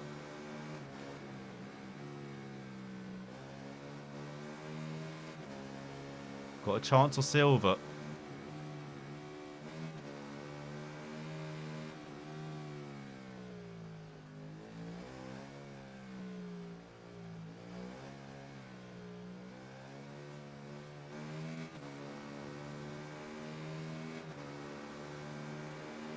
Hey, 5.5 seconds up, so we second half down.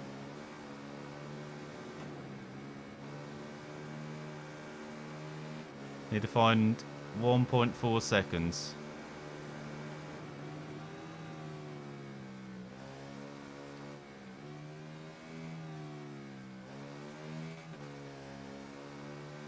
That is not the best start to that. This is one of these where you really grind out the tenths as well. I might try this off stream. I can't do it this time. So a couple of tenths up. Need to be like more like half a second up though.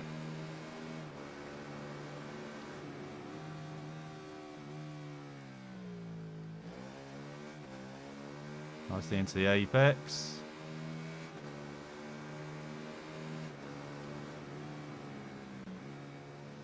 Ooh, just avoided the barrier.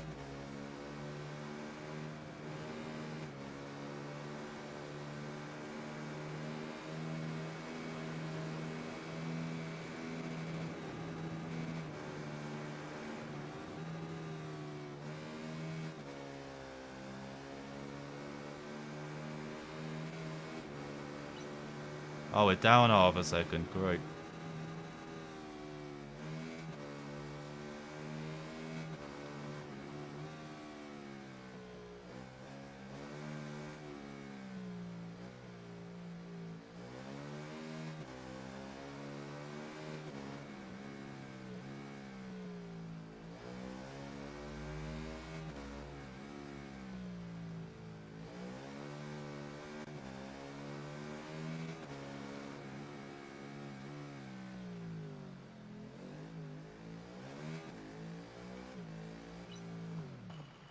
Oh, I got it down to 2/10, but yeah, we'll try that off stream.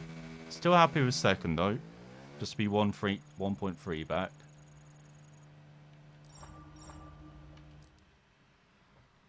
Probably have to try it with probably with the Beamer. As no, why have you put in a drag race? Okay, let's get the cheats out. So it looks like it will be the 987.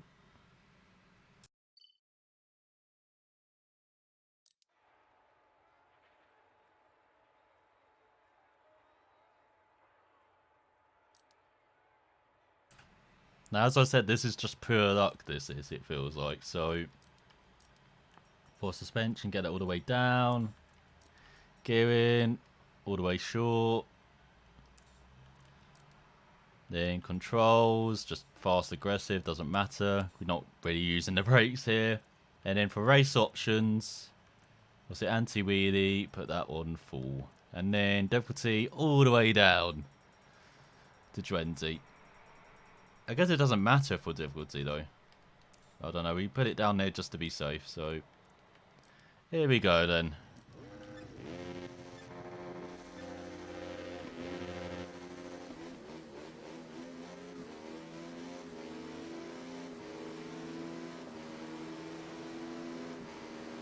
Oh, this is close.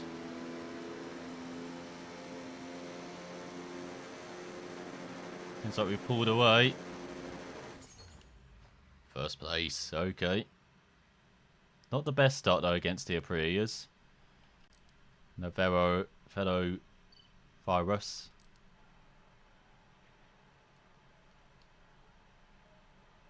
So we go into the final. Once again we have to do this settings. I don't know why it doesn't save the settings. It's like it thinks it's a new event when it's not.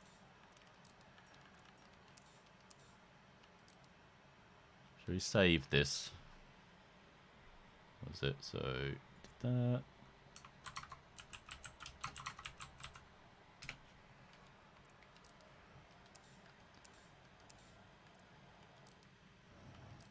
And now we won't have the issue, hopefully. Get a poor start. Or we will.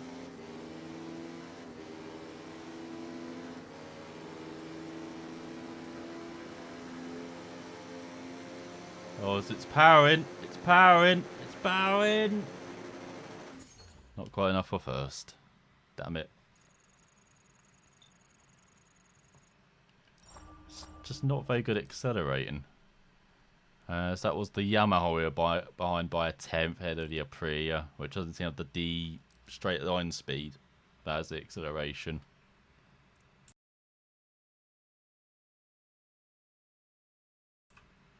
So next up, Night Wires in Macau.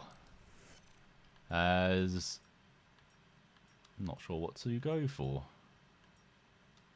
So I don't want to go for the flashbacks because they're trying to head me towards the barrier when I put the power down. By mode has got no top speed. We kind of need that, so probably the Aprilia would be the best. But then we are rubbish round Macau, so even on 20% difficulty yesterday I was struggling to win races, so I will turn it back up though. But yeah, I'm not promising anything for how well we're going to be doing. So yeah, that's probably... Oh no, where's the 180 option? There we go. Definitely don't want aggressive brakes. I don't think you select aggressive brakes for anything. I'm sure it helps with the braking, but...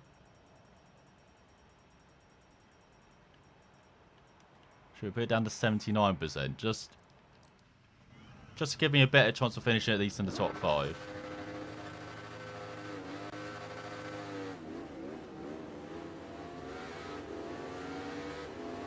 Oh, I forgot to turn off anti-wheelie. Idiot.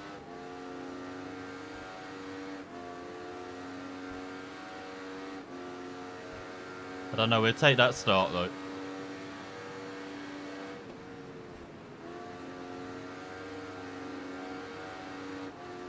Oh, up to 4th.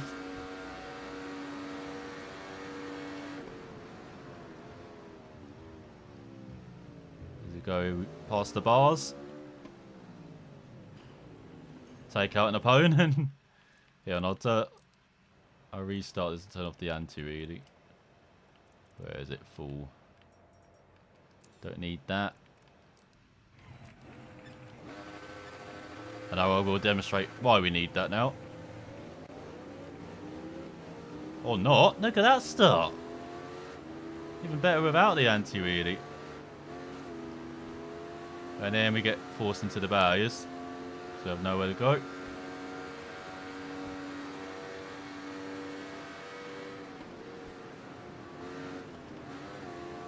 Oh, that was too close to the barriers on both sides.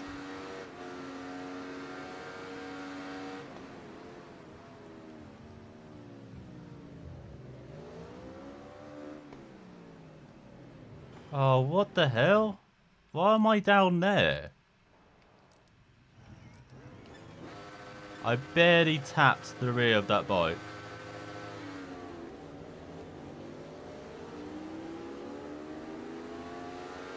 That seems like that's an auto thing, like, if you touch someone there, you're down. That was not the best start there. Right, we're back up to 8.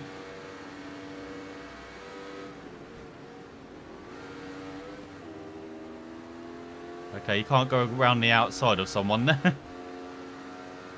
We're learning things all the time. Oh, we can't go the inside through that right, though. Oh, maybe it is not an auto. Don't get why we're going down through there, then.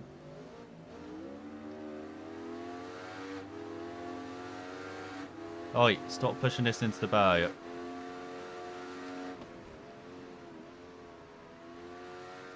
I say, maybe we're not bad round Macau. Look, it's up to 3rd.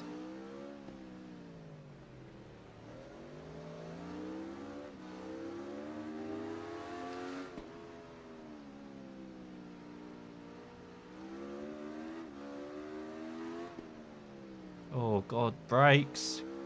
Could he actually work for once? That would be nice.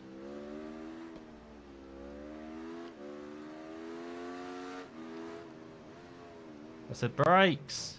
What the hell? Does this thing have brakes? Is this where you set the aggressive brakes, actually? Should I do that?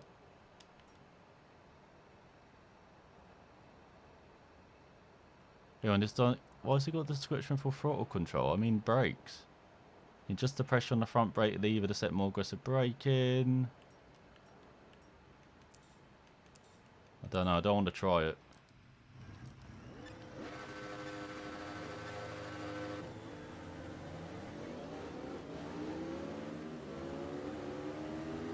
Oh god, that's like the best start we've ever done in Ride 3. Up to 4th.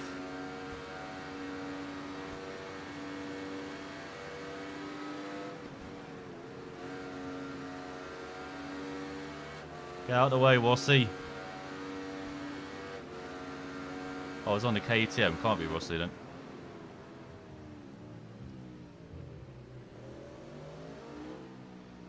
Oh, where have you come from? Oi.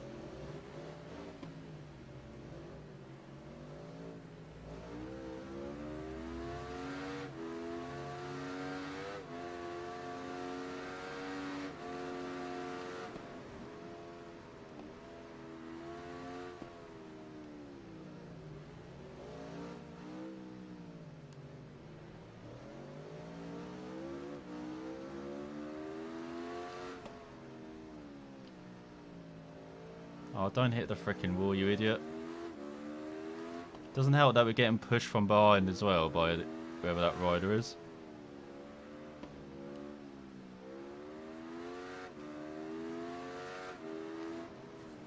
Oh, bike! I can't...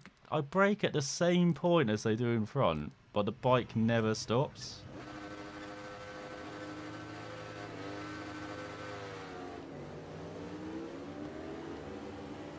Oh, what the hell, bike?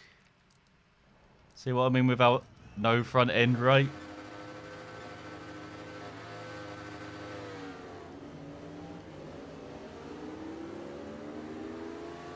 I hope that is something that is fixed, but from what I've seen from the Suzuka preview, where you're wheeling like crazy, I'm not sure it will be.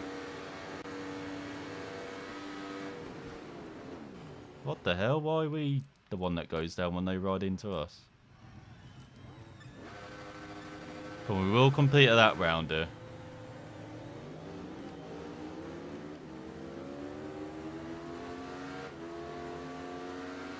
Oh, I got pushed into the barrier. Come on.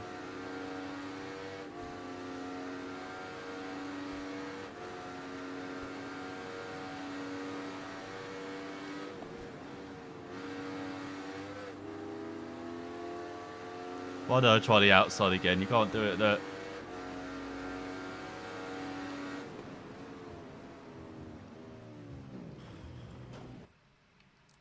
Yeah, I'm having the brake 10 metres earlier than them. Maybe that's why we struggle around here. Like, they can brake at normal points. We can't.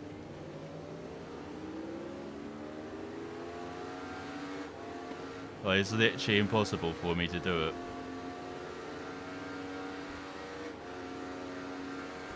So I've got to brake earlier than them. That's what I've got to remember now. And okay, much more corner speed though.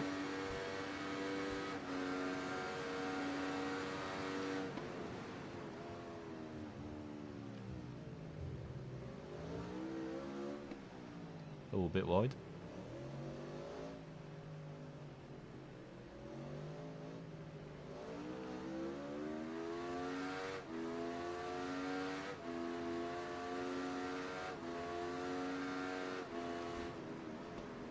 Oh, whoa, whoa, whoa. Again, what's with the lack of brakes? That time I did try and brake earlier, but...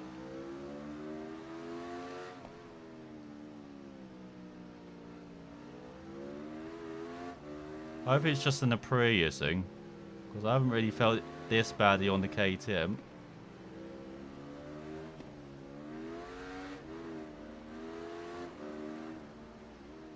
Hey, we done it.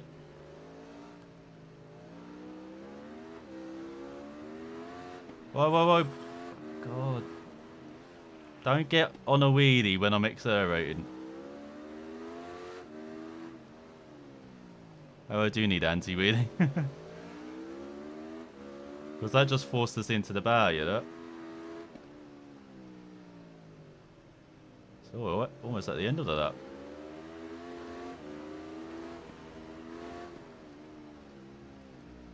I mean, no, they're very slow through here for some reason. So we can take advantage of that.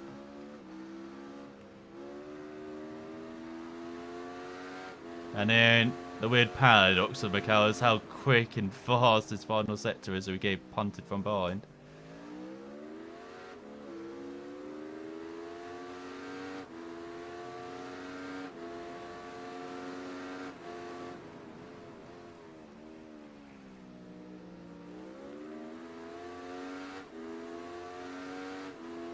Hey, we're in second after one lap. I would definitely take that.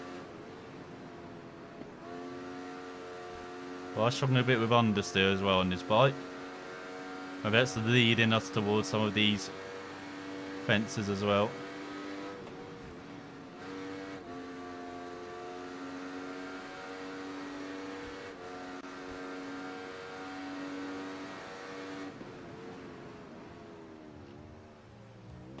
Whoa, just got punted. Are you kidding? See, no, we have to brake so much earlier and then that happens. Like...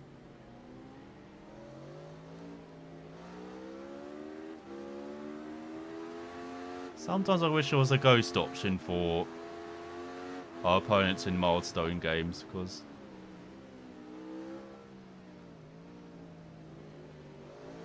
because of that.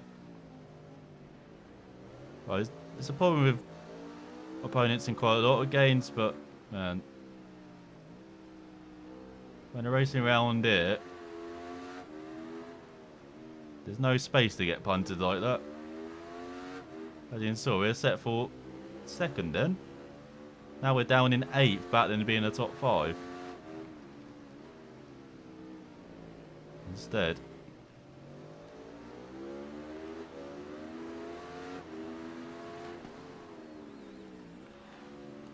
Oi! Get out of here.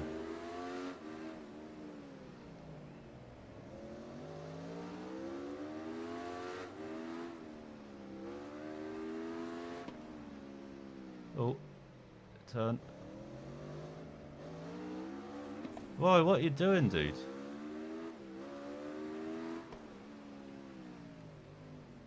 Oh, dive it.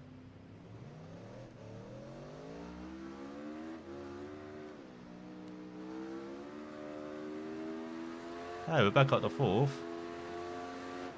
Even though someone again tried to take us out.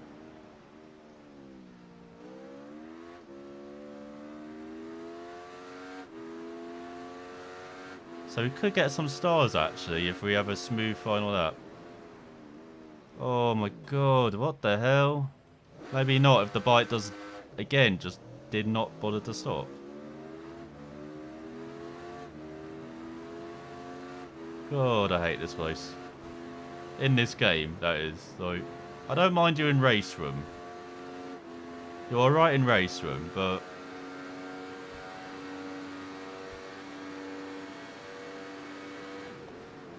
And as to when you're by yourself, it's okay, but with opponents, no.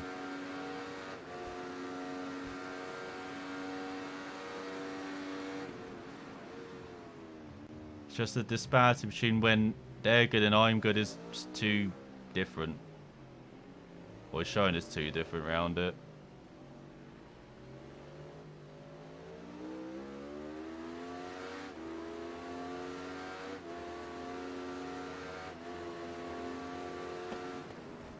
Yeah, get you back out of it. Final lap, we're going to be a bit naughty.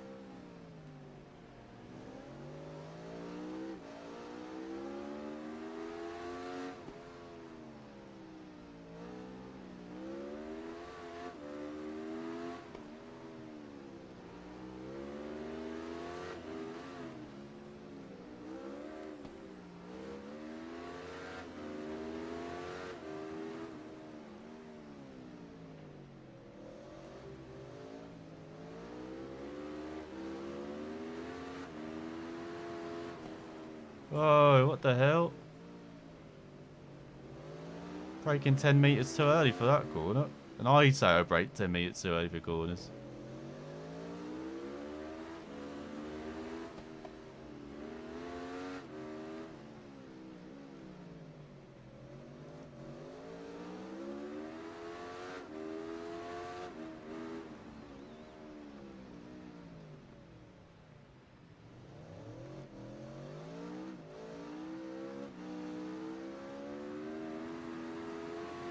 How am I right with the top 3 after this horrendous race?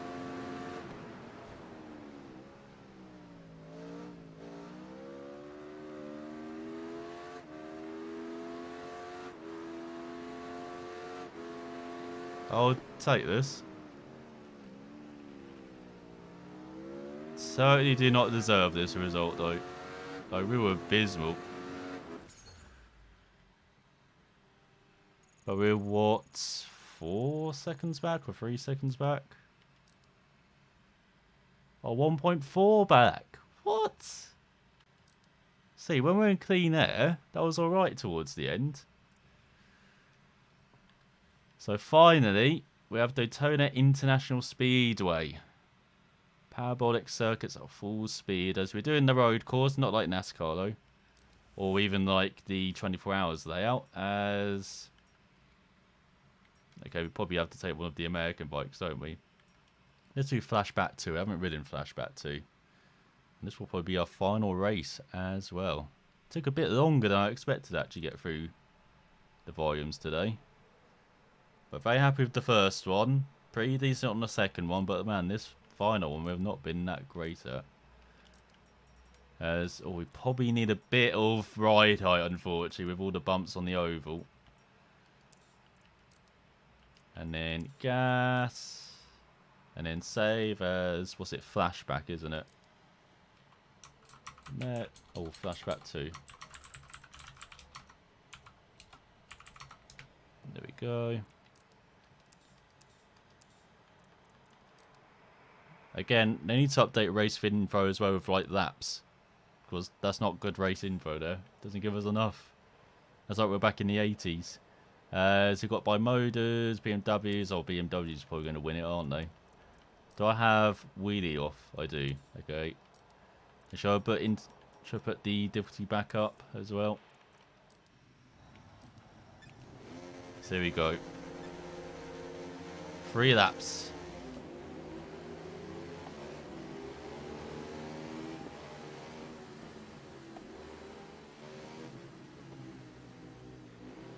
Well, it's so weird having such a short run to the first corner.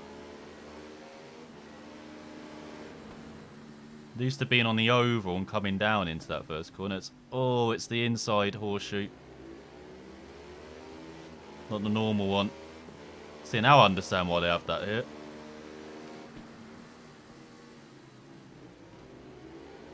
Getting a bit bashful. American muscle. Even though, not really a muscle bike, is it? It's all a bit wide.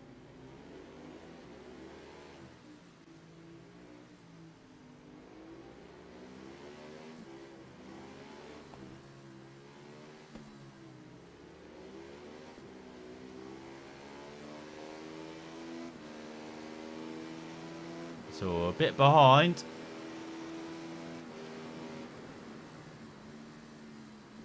Oh, we've got a boss top chicane here. Whoa, what the hell are you doing? Why would you move across? What programming tells you to have your opponent to move across when there's someone there?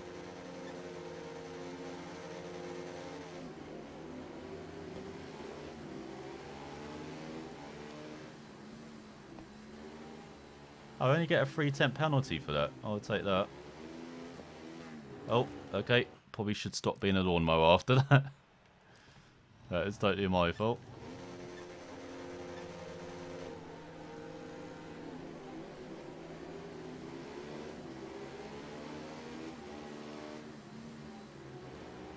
Oh, almost into... Oh. Setting the KTM now I'm here.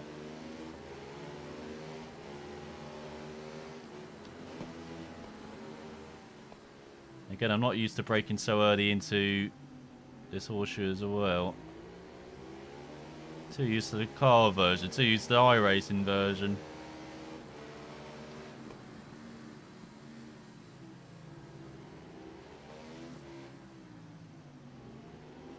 Good dive down the inside.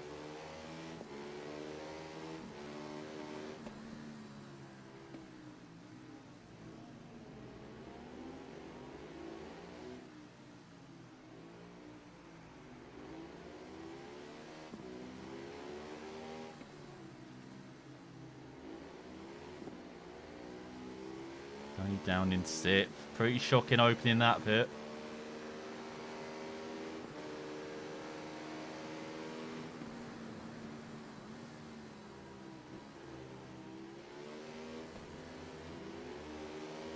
Well, good through the bus stop as curbs or cones go flying.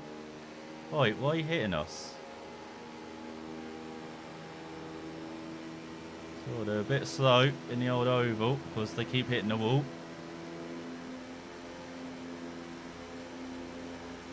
So we go flat out up into 3rd, so we know our good bit then.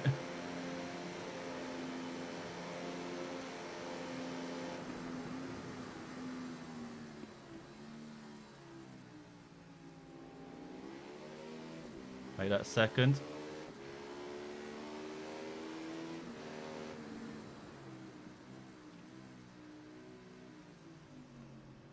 Oh, God's sake. Never an overtake on there. Why were we doing that?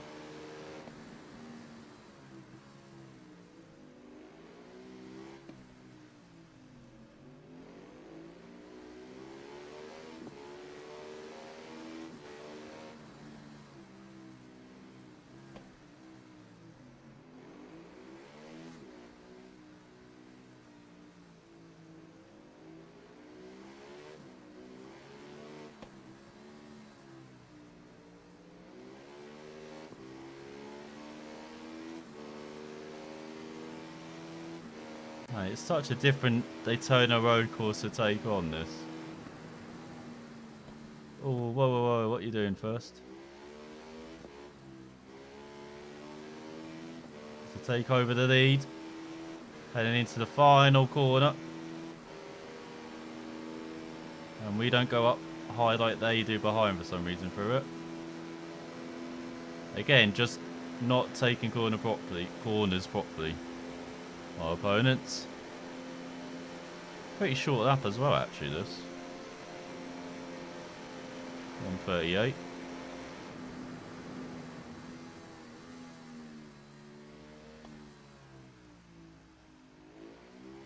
I wonder if the endurance mode you could do like the Daytona 200. Like round here. That would be pretty cool. I could do like the Suzuka 8 hours. I guess they still have Ulster Grand Prix, Northwest 200. Oh, the possibilities of endurance with tyre wear and pit stops.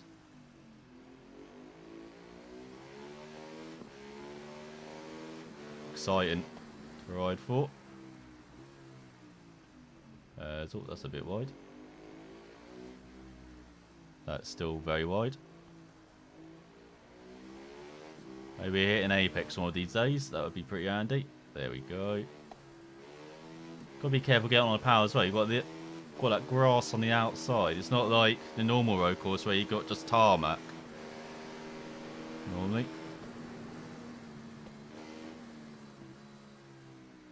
Okay, I've got to slow it all the way down. So get an 8-10 penalty for that. So it should still win, despite us slightly missing the bus stops again at the end.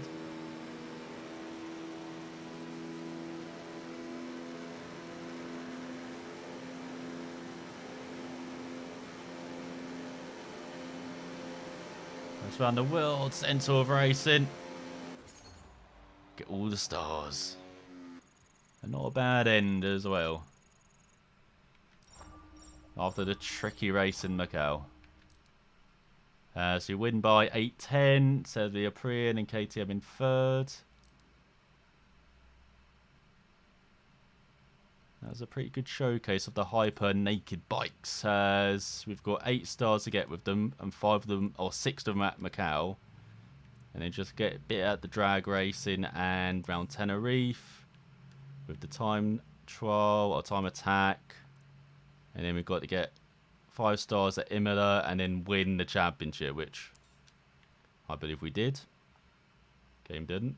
But next stream, we'll be doing the Nova-Win Northside for crossing the threshold of the Green Hell. Japan versus Italy, the head-to-head of the Millennium. Now it looks like that's going to be a big issue as well. 38 stars for that. And then finally, last lap, the Naked Trophy, when Everyday Motorcycles release their racing spirit. So there might be quite a few streams next week of Ride 3, because of course I only had one this week due to my controller issues as well, and just being behind on recording stuff. So yeah, maybe look out for a midweek stream, but I'll definitely be back next Sunday with some more Ride 3. I'm not sure of the time because it'd be the Indy 500, so it might be a bit later during the day rather than this one where it's kind of in the middle of the day. It might actually be in the morning. It might be a morning stream. Might have to get up early. And I'm out in the morning. Yeah, it'll probably be late then. Probably be a late stream. But yeah, thanks for sticking around wherever you are. And I hope you enjoyed some more Ride 3. We're getting through it now. Almost at the end of level 4. I said I can complete level 3 probably tonight, doing those few races. And yeah, we've got our first issue complete at level 4 as well. So not long until level 5, where look at the stars, 596, up from 259. So it might be a bit longer to do level 5. There might be multiple streams for an episode, for an issue, for instance. Especially this, we'll zoom in for World Endurance. 268 stars. 268. And we've got like 15 stars here. We've got 46 as well. So yeah, quite a bit more variable, shall we say. The stars coming out of the issues there. So So, for watching, and I will see you next time.